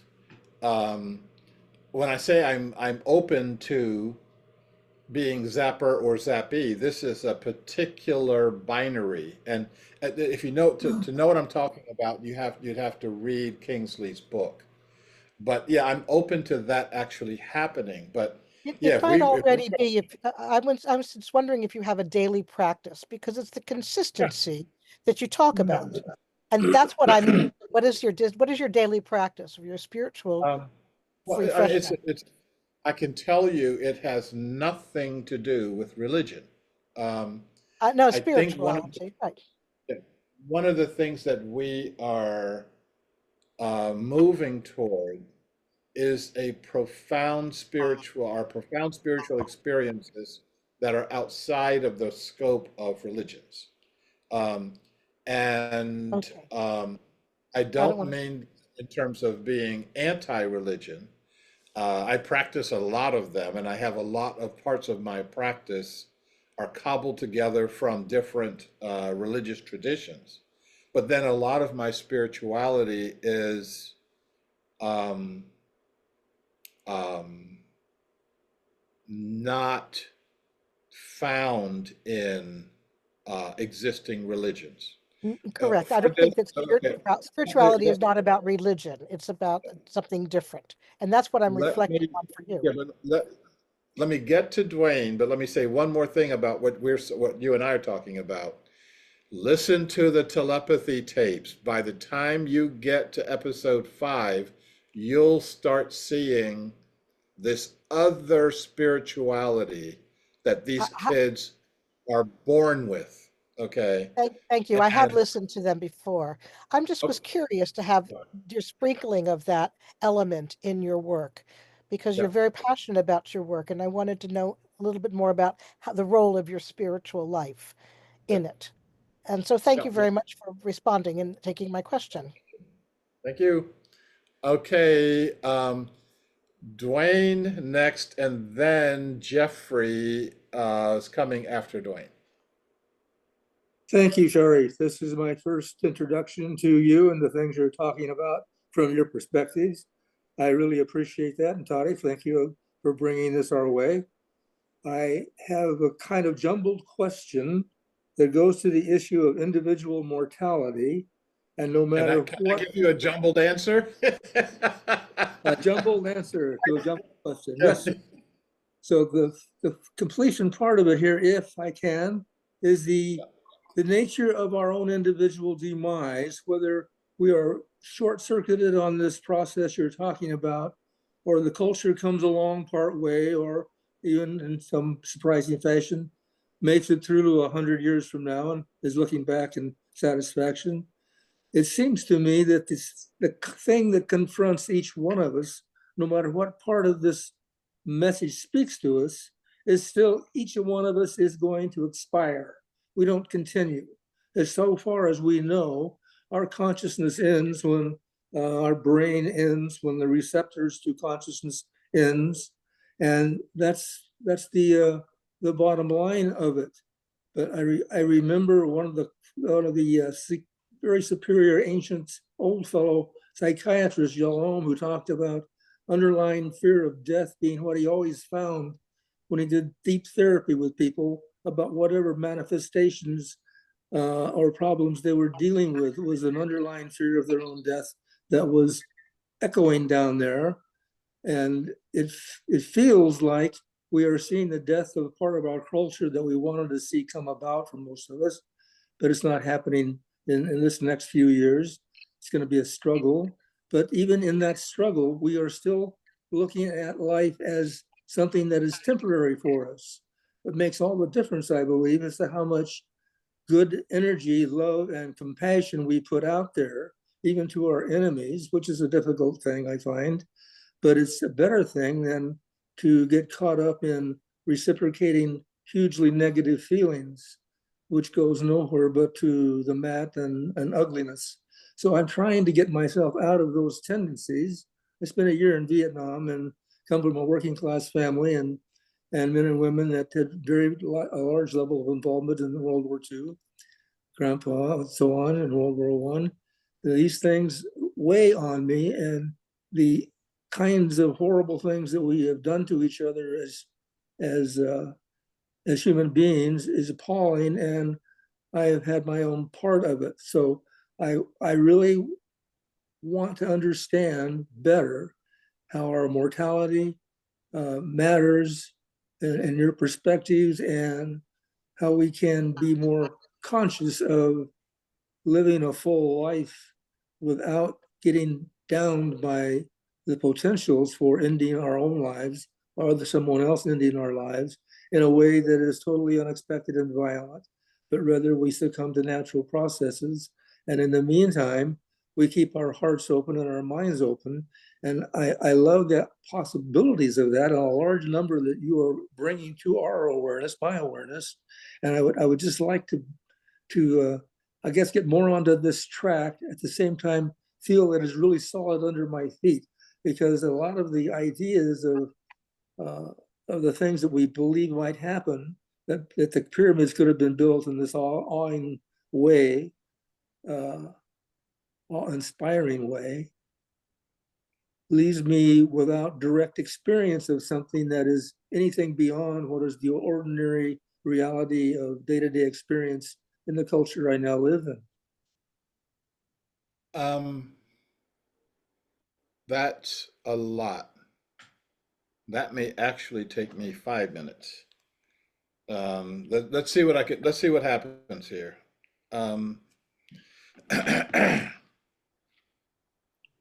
In terms of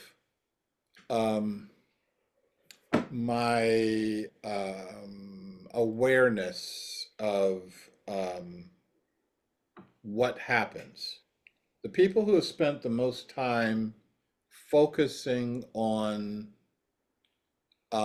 what happens at and after death are the Tibetan Buddhists. And that's based on the religion that they had before Buddhism, which was Bon. And in that, you continue on. You just, you give up the meat sack, you let go of consciousness, but the consciousness does not let go of you. And everything, including the telepathy tapes, focuses you on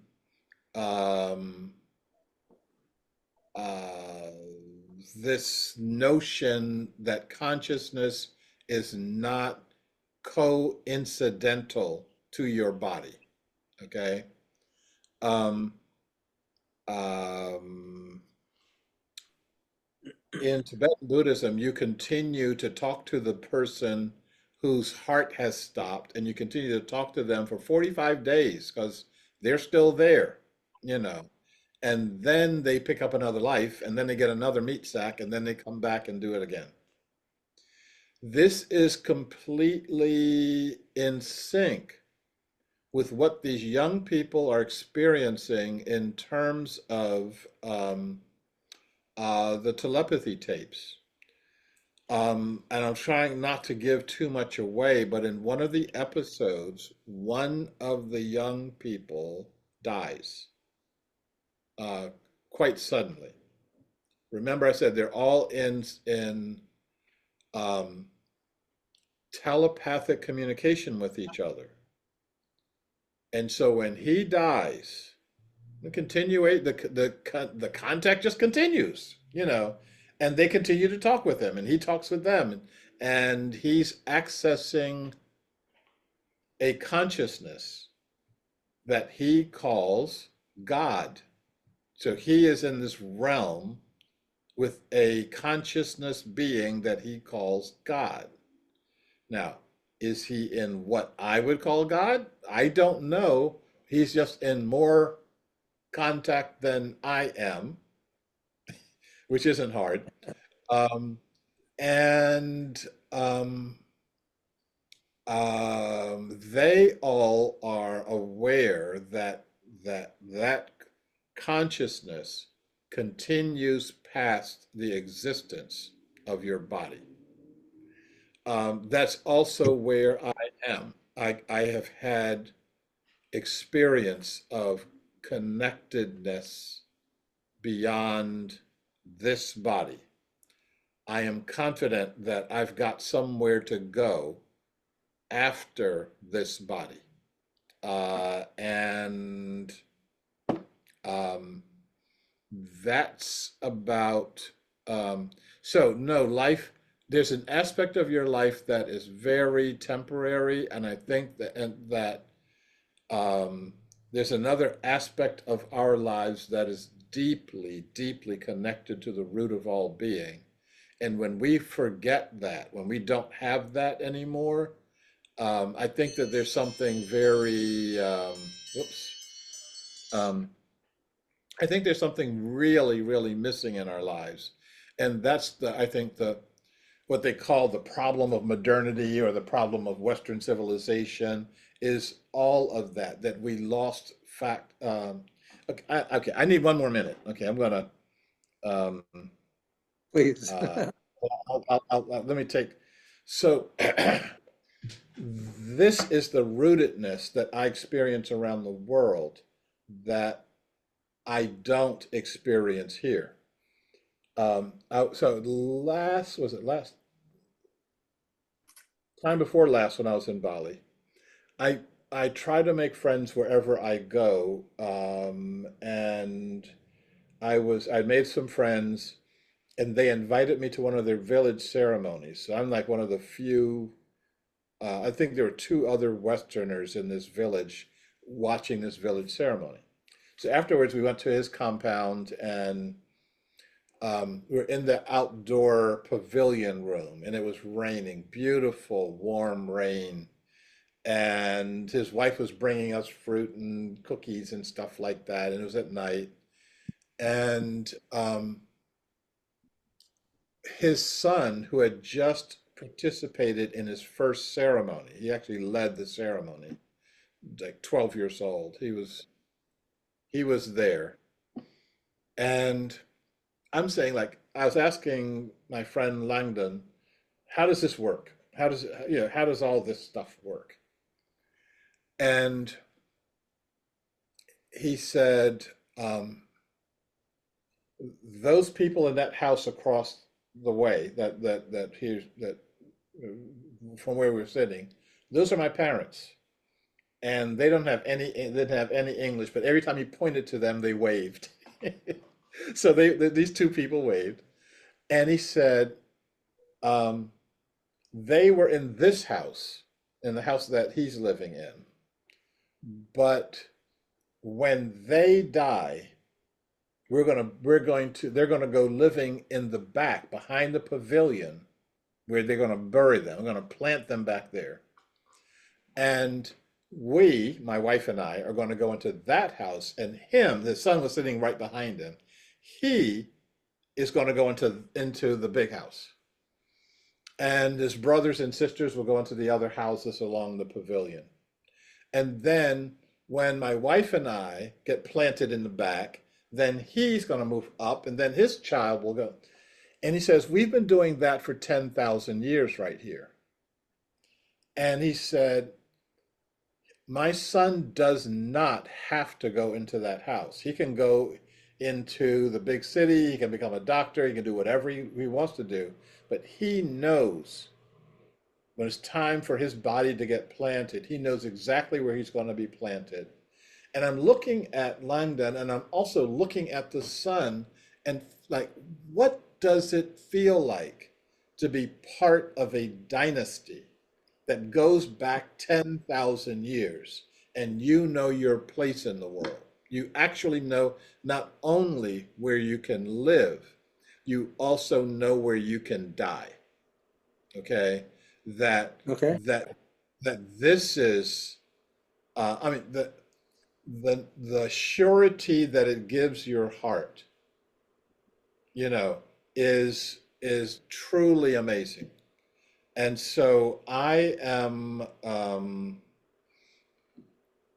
I wish I could have that. Okay. Maybe we can start some things that will allow that to take place, that will allow me to be able to be planted in an awakening center, which is what they get called in this book. And to have that knowing, But I'm, I don't know. We'll see. Okay, that was a little bit more than a minute, but yeah, that was an interesting experience of being in a deep in a society that knows its place, that where there is a place for us. Okay, let me go on to Jeffrey, and I'm seeing that there's another.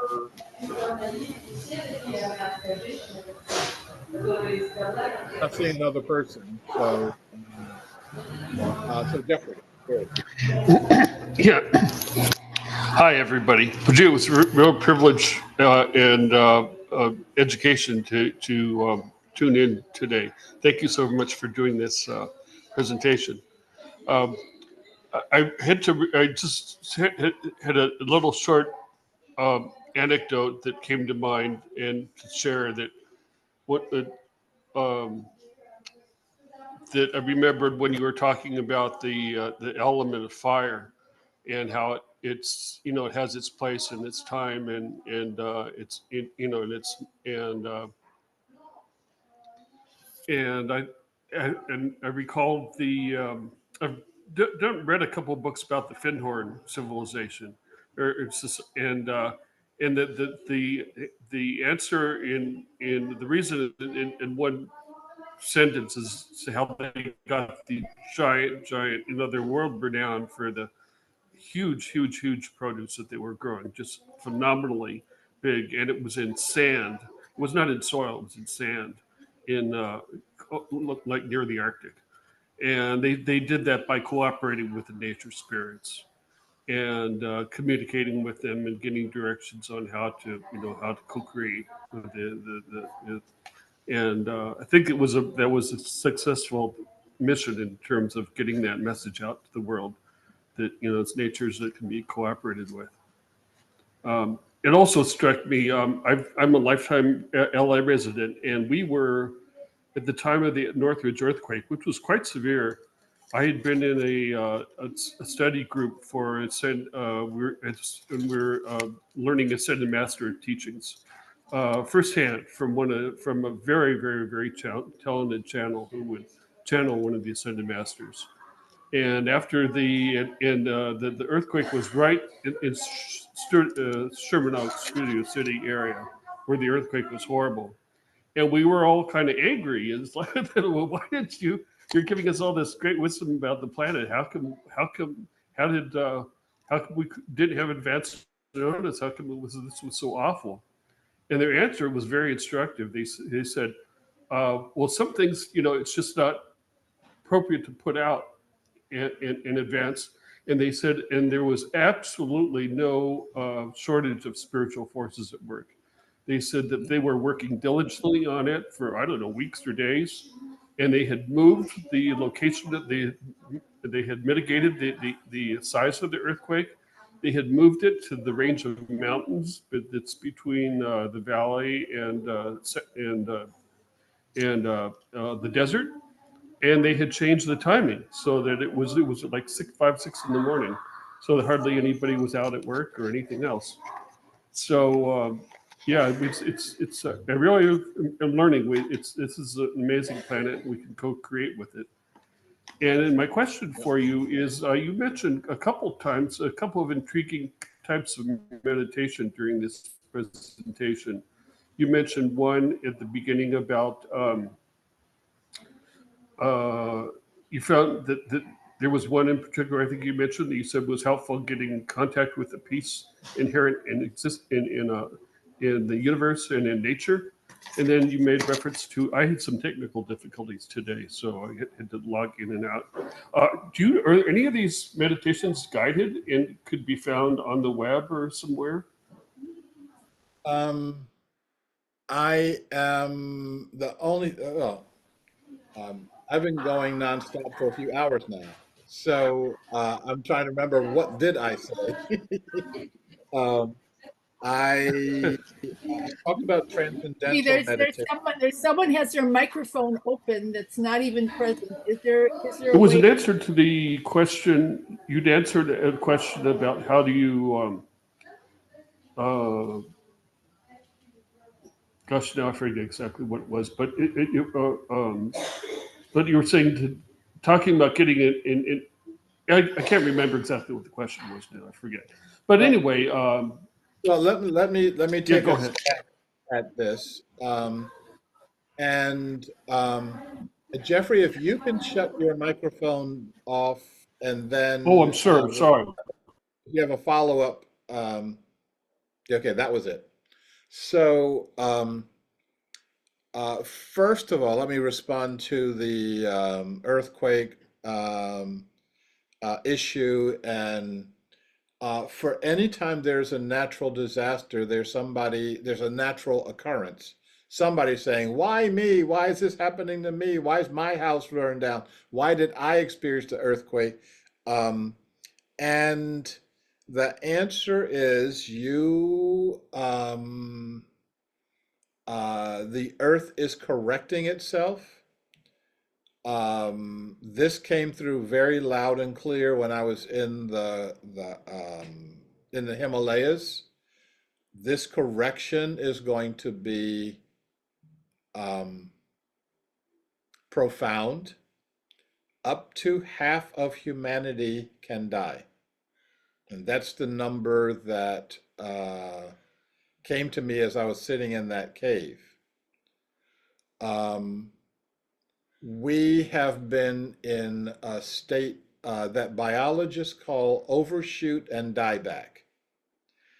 We are way beyond the carrying capacity of the earth and how we live. We could have made these changes 30, 40 years ago, back when I first started talking about this, and no one was paying attention. And because we didn't pay attention to this 30 or 40 years ago, we get to experience the correction. One of the things that happened with the Titanic was, even after it hit the iceberg, even after they knew the boat was going down, they continued to load people into half-filled lifeboats. They wouldn't fill up the lifeboats, and people wouldn't get in the lifeboats Because even as the boat is going down, they kept believing that something else was going to happen. It's not that we don't believe that these things can happen. We just don't believe they can happen to me. And that's one of the main things that we need to change. In terms of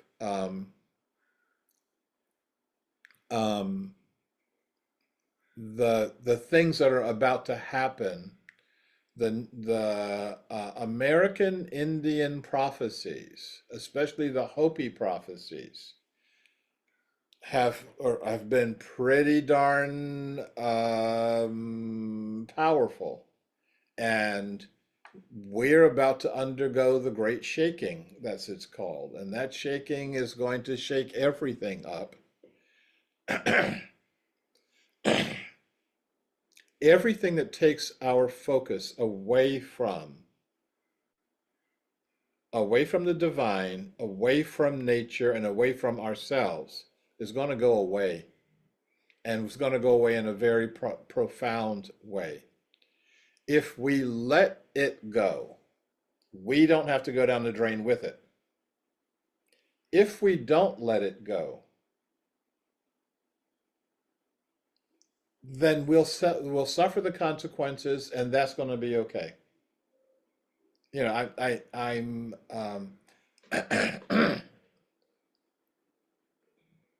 I think about this with my own family, with my daughters, and a couple of my daughters listen to me, and one profoundly does not, and I wish us all well, you know, but we also cannot escape the consequences of our own actions and escape the consequences of our own decisions. Okay. And there's some really powerful powerful thoughts that Abraham Lincoln had around those lines. And if I can find a quote in the next 5 seconds, I will tell you. And if I can't find that quote in the next 5 seconds, I won't tell you. I promise I won't. Let's do this though. LD Summer is up next, and I am going to hang on for a second. Hopefully it will be addressed.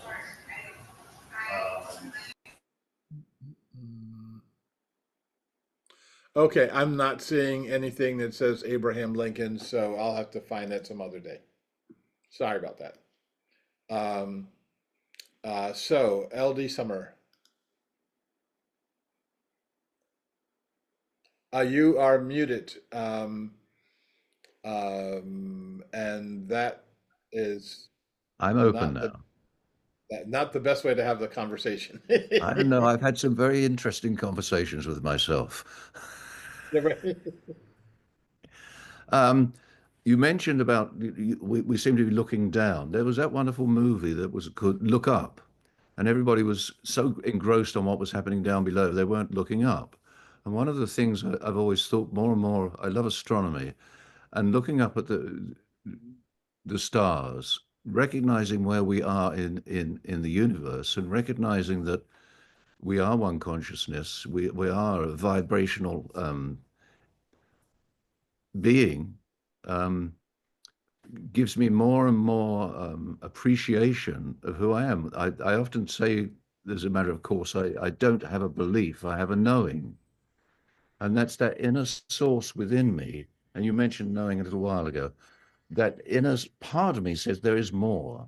And connecting all this in relationship to the journey I'm on, I think there's a concern from my perspective that we really do not understand our place in the universe and the fragility of the planet. My question is this, though. You've mentioned how you handle dealing with events, how your thought process is. I probably take 3 or 4 different newspapers. I'm always up to date Europe and all other places. And I'm getting better at seeing that I have no control over certain things. I'm just curious. And I wonder how you handle this more and more because we're so inundated with information. Oh, what a great question. I thought you were going to keep going on, and I was going to have to backtrack and tell you about my news diet.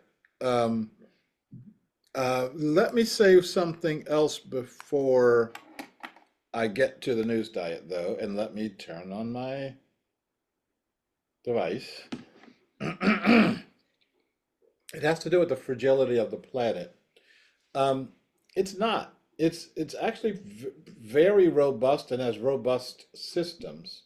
The thing that's fragile is us on this planet. We have a very narrow window of life that we can live. We need certain temperature ranges, we need certain amounts of water, and et cetera, et cetera. And if we don't have it, we suffer. Um, so it's not a matter that um, uh, we, humanity, will bounce back from climate change. I'm sorry, we, the planet, will bounce back from climate change, but we, humanity, may not. Okay. And so we need to put that in perspective. The other thing, in terms of um, of news as part of our social media addiction, and we need to talk about this as an addiction. We need to cure ourselves of the addiction. Um, this is the discipline part. I don't watch or listen to the news. I watch how information goes into my consciousness. One of the issues of how information goes into my consciousness is that when you look at moving pictures, it affects your consciousness very, very differently than if you are looking at static pictures or no pictures at all. It's been a long time since I've actually watched a news program. I mean,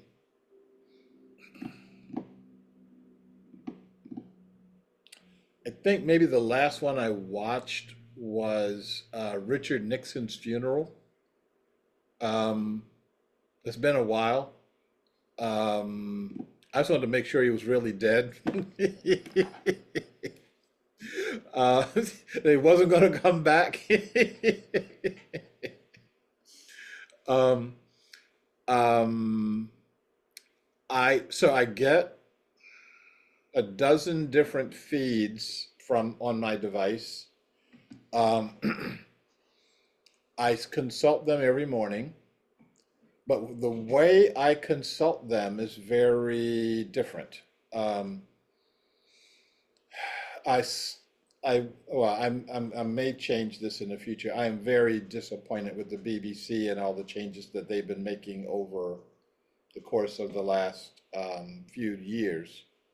But the news feed of the BBC, and when I see a headline, I ask myself a question.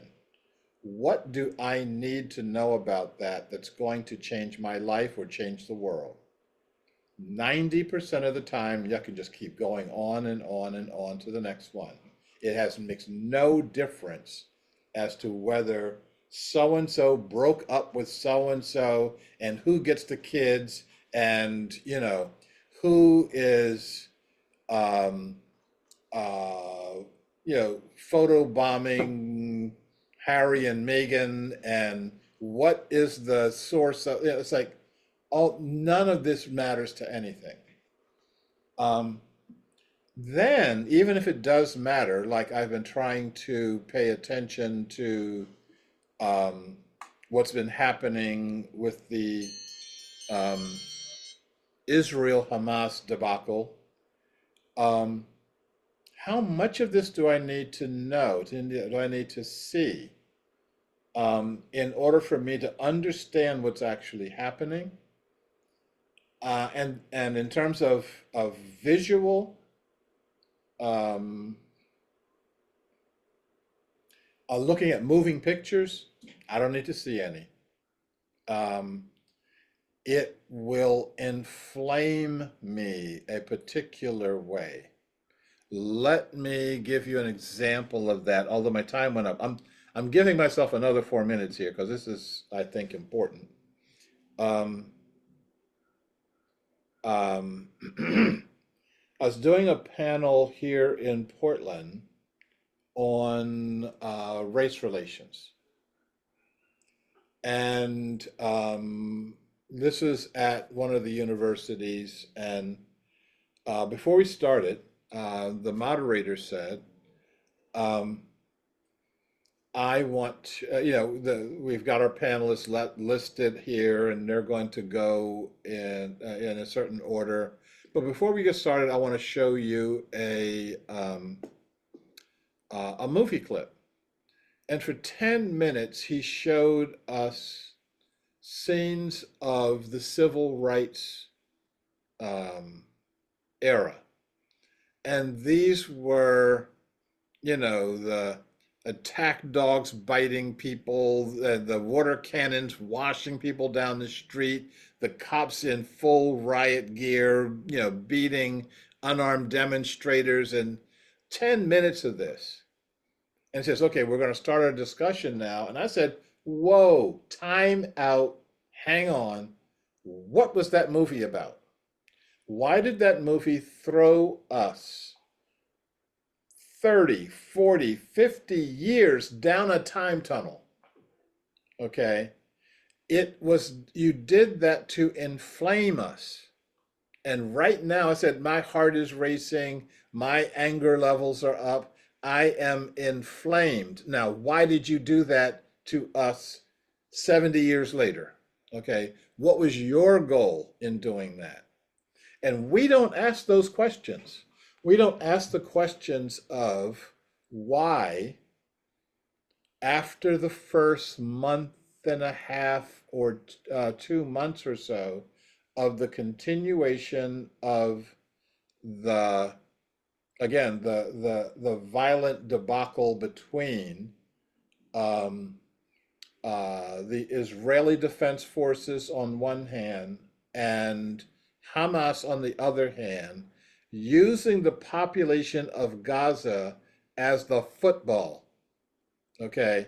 And both sides kicking the shit out of this helpless population in the name of these lofty principles that exist on some other level.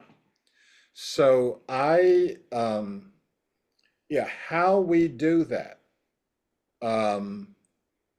and going on the news diet. Oh, and by the way, I set a timer. How much news are you going to get in a day?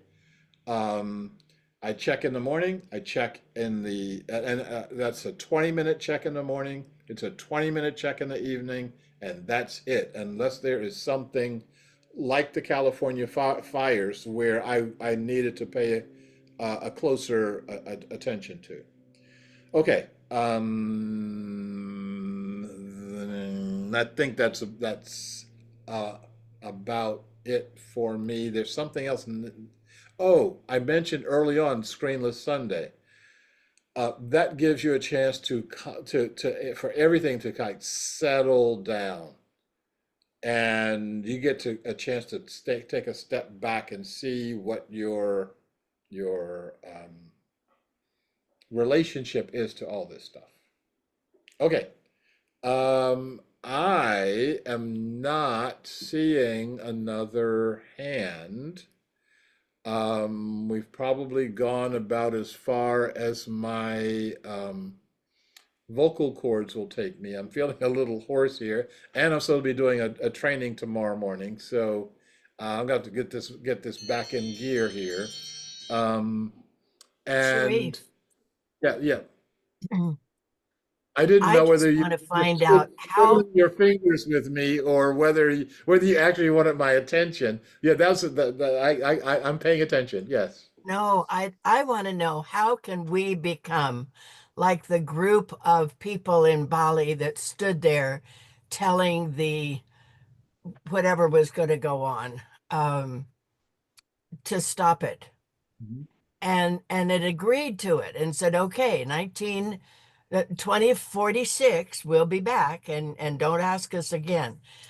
I want us to start being that group of people that all have the same vision in mind, whether it's love or joy, peace, all of those things, instead of guns and war and freaking money. I hate billionaires, and they hate me because they don't like being hated. I mean, I So don't you know make one things single stronger. happy billionaire. I don't know one that's filled with joy. And I so knew I one. want us to be the ones that start getting together and then invite other people from the world and America and all that to join us on what is it we do want. Um, so number one, I better set a timer. Number one, um, if you hate billionaires, you make them stronger. I'll just say that. So next time you see them getting more powerful, say, I had a hand in making that happen. Yeah, Number I won't two, do that ever again. okay. Number two, um, I would strongly suggest that you participate with us in our morning meditation because every I'll be day there. I'm reminding myself of our um, connectedness with all being, with all life. Um, and um, that reminder, that daily reminder will get you focused and get you focused with others. Okay. And as we start the actions of P3, and one of the first actions is um, discussion groups. And we've got some discussion groups we're planning.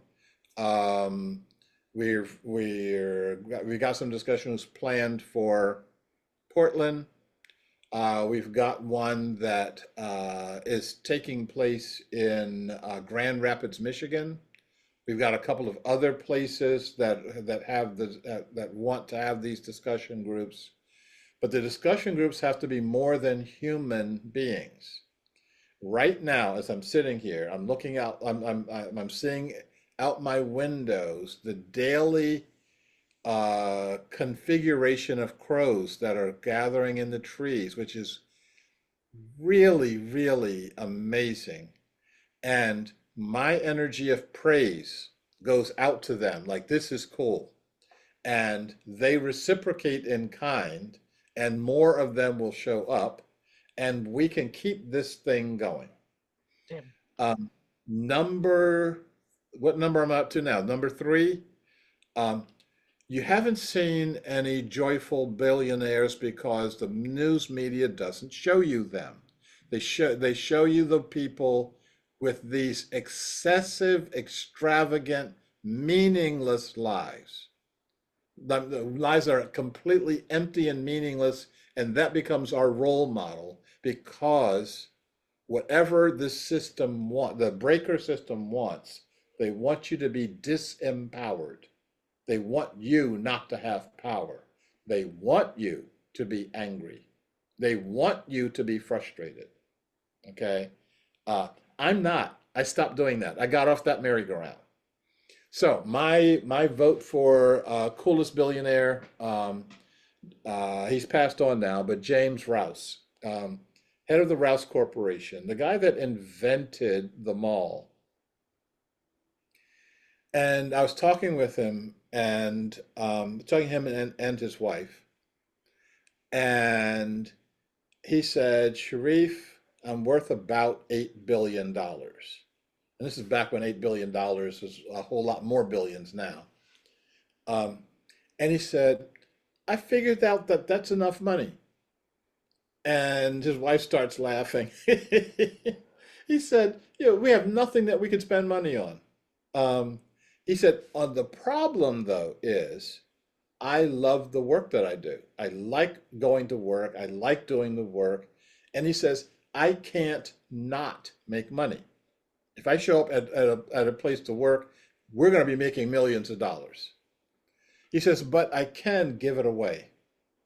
So what he wanted to do, let me finish the story, and then we're going to finish our time here. And I got another quote, if I can find it real quick. This is going to be our finishing quote. That is not it, and that is not it. So let me finish the story while trying to tell you where the quote. He said, and I found the quote. He said, we're taking our billions of dollars and we're putting it all as the driving engine inside of a nonprofit corporation. And that is going to be designed to build free, low income and affordable income housing for people. And he said, we can't do that in America. The laws don't allow that to happen. Our laws are fixed. Like, so if you want to build rocket ships and kind of burn up our atmosphere and punch holes in the ozone layers, sure, we can do that. But something that's going to actually help people, it just doesn't work. And so he said, we took it up to Canada. So we're doing it in Canada. So we have to do, and I say this, and I have to say it very carefully, because those of you who know, I am an attorney, and I don't use my law license anymore, but I also don't want to get disbarred. We will have to break the law. We can't work inside of a system where all of the players that make the rules for the benefit of those who act in inhuman ways. Wow. And so we need to, and this is the thing that Václav Havel talked about in his books entitled Disturbing the Peace. Says we have to be the disturbers of the peace. We have to be the ones that make that, and I used to tell this to my college students. If I said, I don't care if you get arrested, but I don't want you pulling your sweater over your head as you're going into the jail. I want you to be standing proud, smiling, and thumbs up to the camera, because you know you did the right thing, not necessarily the legal thing. Okay. I see two hands. Oh, well, Kurt, did you put your hand up, or are you? Yeah. I did. I just wanted to give it. John, and then that's it. I'm gonna call on you to John do this. Schindler. Real quickly, Okay. John Schindler has had his hand up here. I know, Sharif. but Kurt had his hand up first, and then I'm going to get John, and then I'm going to get me. Real quickly, I wanted to give you one of those classic quotes, and it's by Lord Bader, who was an ace in World War II for Great Britain. He said, rules are made for the guidance of wise men and the obedience of fools. Yeah. Yeah.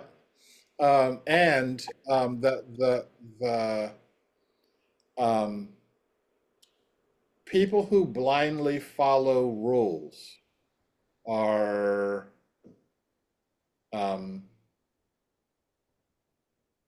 actually, I have a lot to say about them, and none of it is positive.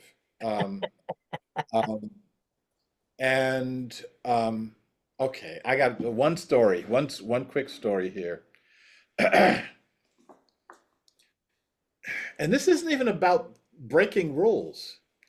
We have a supermarket around here, Fred Meyer's, which is a division of Kroger's. And they have a policy, and the policy is if there's a difference between the price of the item when you check out and the price of that item on the shelf, you get the lowest price. You get the shelf price. And so I was having a potato chip Jones here, so I I sink into a bag of potato chips once in a while.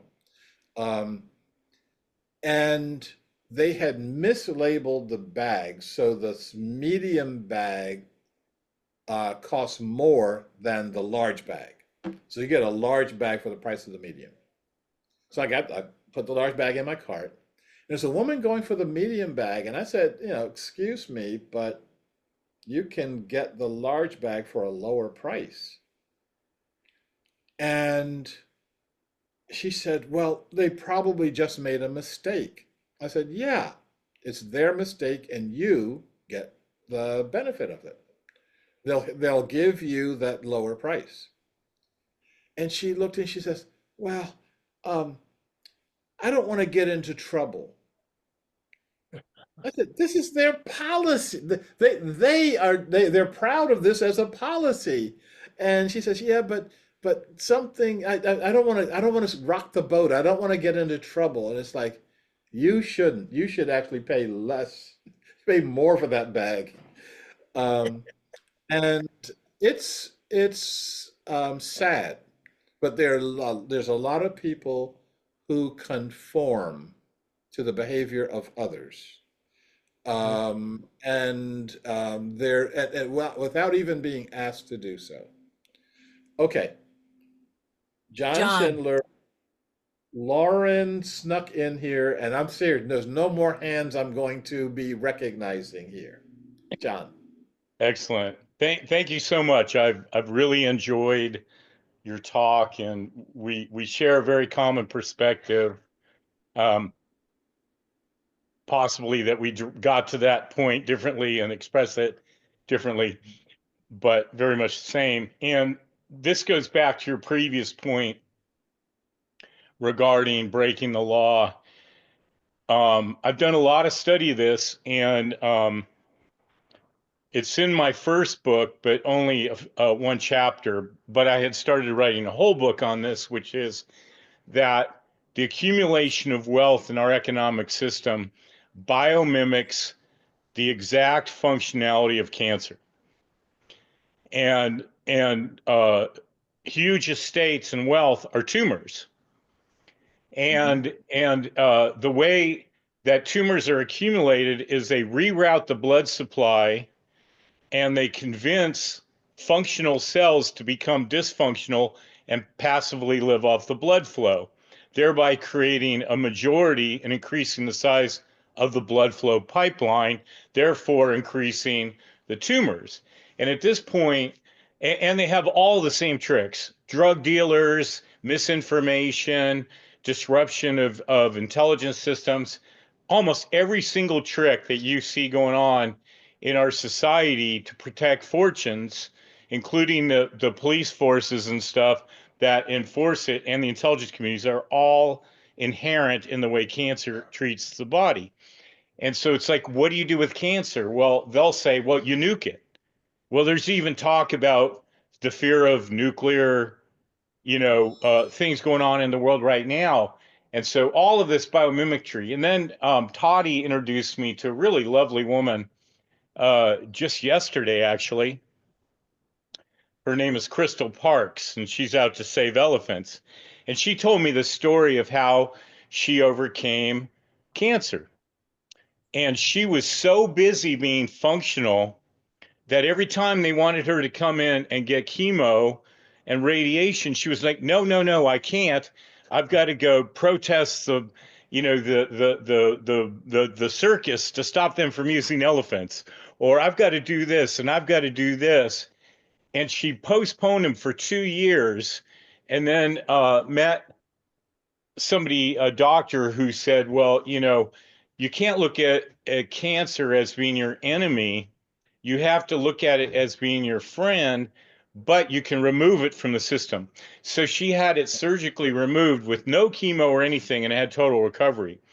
And that's the thing about what's going on right now, is that if we get rid of just the pockets of accumulated wealth and return the cells to functioning in a healthy way to support society and the very core of it, which really comes down to being in harmony with Mother Nature and the laws of nature, which is something indigenous cultures know about, and even old village models, that we could remove this with minimal damage.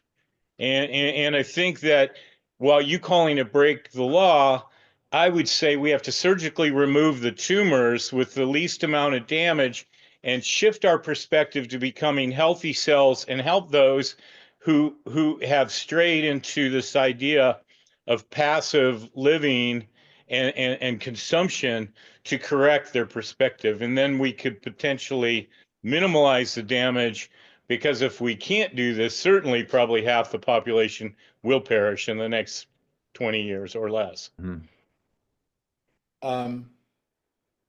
Yes, and I'm setting my timer because I'm going to tell you a story. I think that what you posit is a valid metaphor for what we're supposed to be doing. Okay. And we're always looking for metaphors on how we can live our lives in such a way that really makes a difference. Here's my story. This was with a friend of mine some years ago, and it has to do with you paying attention to what actually is happening for you. So she was had a health screening and got a diagnosis that she had breast cancer. And she checked in with her guidance. And the guidance said, no, you don't. And the doctor was saying, well, you know, we need to remove both of your breasts to get this cancer. And the guidance was saying, you don't have breast cancer. Which one do you listen to? Well, in this society, you wouldn't even bother consulting with any kind of spiritual guidance because the doctor told you this, and doctors are always right because they've got white lab coats and stethoscopes. Don't forget the stethoscope. And so she checked in with her guidance and said, number one, no, I don't. Number two, I'm not going to cut off my breasts. Number three, come up with something else. And they harangued her for a while. Actually went to a couple of her treatments because they're making her sign statements. We told you that this was happening, da da da da. And to make a year-long story short, you know, they were looking at their blood tests. It says that this is a particular kind of cancer that's in your body, etc. It can't come to find out she had what they call an auxiliary breast. She called it a pimple. And there was cancer in the pimple. And she, as an outpatient, one morning goes in and has the pimple removed. And she's cancer-free. And she didn't even have to spend the night in the hospital, okay? Wow. Let alone this disfiguring surgery, etc. And this is a proving, like a testament. This is somebody who followed their guidance. But something happened so at one point in time, and again, I was talking with her, and she, in the face of this onslaught, wavered. And she came to me and she says, I may have to do this. They're telling me I'm going to die. And I said, they're right. You are most certainly going to die. Okay. But Now, maybe in 100 years. yeah, the question is whether you're going to die from this instant, and that's something else for you to ask your guidance. Are you going to die from? And she went back and asked and said, no, okay, no, so accept the fact that you're going to die. Now, am I going to die from this?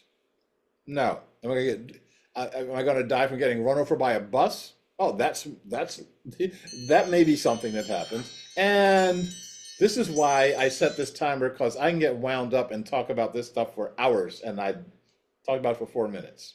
So Lauren, you are on, and nobody else is on. Thank you so much. Yeah. So first of all, this has been so enlightening, and I'm going to donate and tune into your meditations. But here's my question. You said you have one daughter who isn't buying into all this, and I'm just wondering how you deal with that for yourself, and because I have kids that are not interested, and it's so frustrating. So I just wondered how you deal with it. I will give you the story of a different daughter who doesn't buy in this in a different way. She called, this is my youngest daughter, and she called me up and said, Sharif, I just joined the army, and I don't want to talk to you about that. And she blew off graduate school. She was admitted into graduate school for microbiology, wanted to go into medicine with a full scholarship. She had graduated cum laude from her undergraduate school and blew it all off and joined the army. And I said, well, okay, I'm not going to talk to you about it, but I just have one question. Whose army did you join?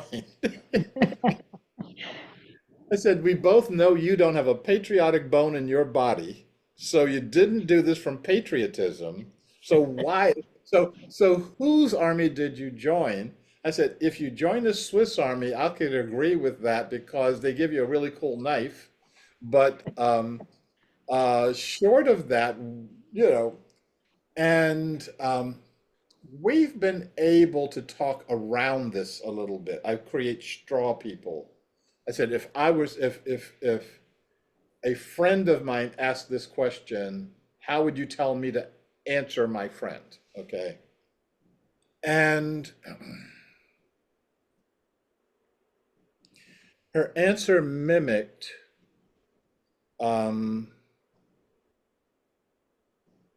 something that I've heard from people. And that is, and she said, I don't have a patriotic bone in my body. I don't care anything about the United States or its policy, but I would give my life for the people who are in my unit, and I know that they would give their life for me. And we need that. We need that sense of belonging. We need that sense of connection. We need that sense of discipline. We need that sense of community. Oh, and she said, every day when I wake up, I don't have to think about what I'm going to wear. Okay. And she said, when I'm looking for, drug-free, physically fit men, they're all in that building right over there. And she says, I could just kind of go over and like take your pick here. Now that she's Sergeant Abdullah, she's got some rank there. But it's really hard to accept the person without accepting their behavior. that what you have to do, and this is especially true if you're talking about, I was going to say adult children, but children who ought to be adults by age by now, um, um, to be absolutely clear with them what their, from your love for them, what their expression is, um, and then let it go and not judge them. They have a life that they have to live. They have experiences they have to get. They have to get. I can't judge my daughters or my grandsons, and my great grandson is too young to be judging. You after when you're walking around and not messing your pants, then I can start judging you again. Um, but our challenge is to divide out their behavior from the essence of who they are, and to honor whatever path they need to walk. And one more story. This is one of my partners in New Zealand. She had a set of twins.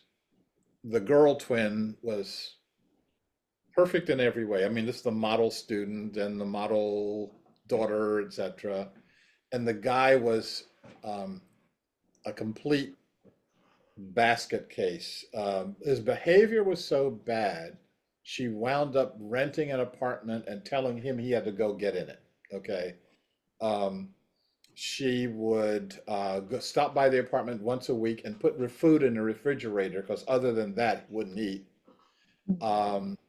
He was, doing drugs, doing everything wrong. And she said, you do what you need to do. I don't want to see it. Keep it out of my house. And then he flipped. She said one day he just turned into another person, and his sister's genes just kind of rubbed off on him, and he became the model brother and son. And when I met him, he was, he's really like this most likely to succeed person, and everybody was surprised by that.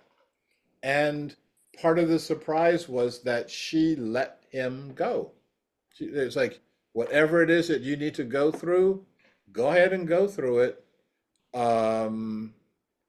But I can't see what you're doing to yourself. I don't want to see what you're doing to yourself.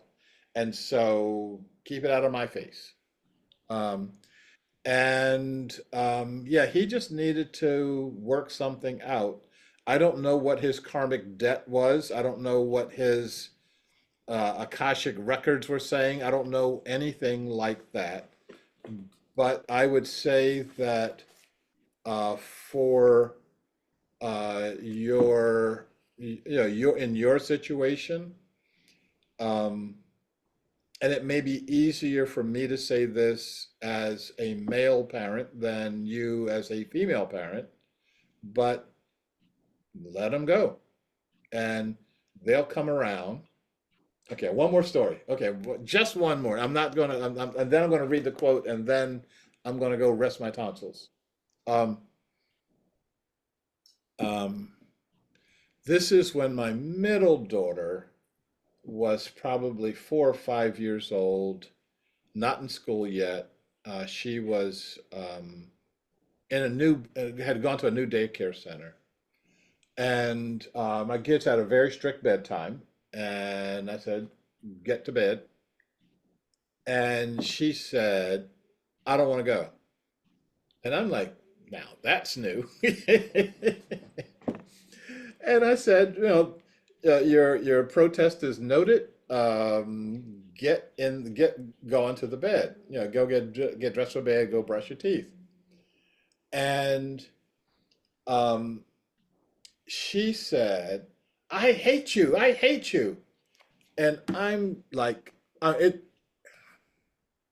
it stung. It was like, did I do something wrong? I mean, like, I don't get this. So I said, okay, I heard you. You repeated it. Go get ready for bed. So she storms out and she brushes her teeth and gets her pajamas on. She comes back out for her night kiss. And she sits beside me for a second. She said, "You know what I said?" I said, "Yeah." She said, "I didn't really mean it." I said, "I didn't think you did." And that was the end of that, except I could see her going to the daycare center the next day and say, "Well, that didn't work. You got anything else?" Got any other tricks in the back here? You know. So, um, okay, I hope that that helped in some way. I don't know if it did or not. I If did. I I can, appreciate it. yeah, okay, thank you, thank you. Thank you. Yeah. Um, this is another quote by Ruben Alves, the guy who I quoted earlier, and I was so taken with him that I put two quotes of his in the book. And this one says, "What is hope? It is the presentiment that imagination is more real and reality is less real than it looks.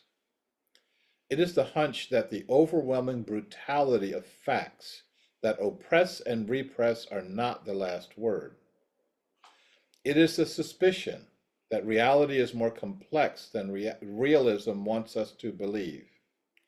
That the frontiers of the possible are not determined by the limits of the actual. And that in a miraculous and unexpected way, life is preparing the creative events which will open the way to freedom and resurrection." We are talking about the freedom of the human spirit, but that's not an individual or individualized freedom. That is the freedom of the whole and the freedom of all beings coming together and living on a beautifully free planet. And I think that's something that we can look forward to. I said way more than I should be saying. I look forward to us doing this some other time and maybe again. Um, I will. One of the things you should do when you go onto the Commonway website, if you go to the bottom of any page, you'll see a subscription form, and if you sign into that, you'll get into our flow of newsletters and flyers and everything else.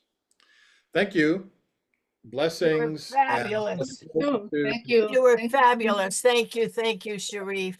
Yeah. I Is look it forward to our next step here. Yes. is it too soon to say we love you? Too soon. I think you're 73 years late here. What took you so long? Okay. We'll see you guys. Thanks for showing up.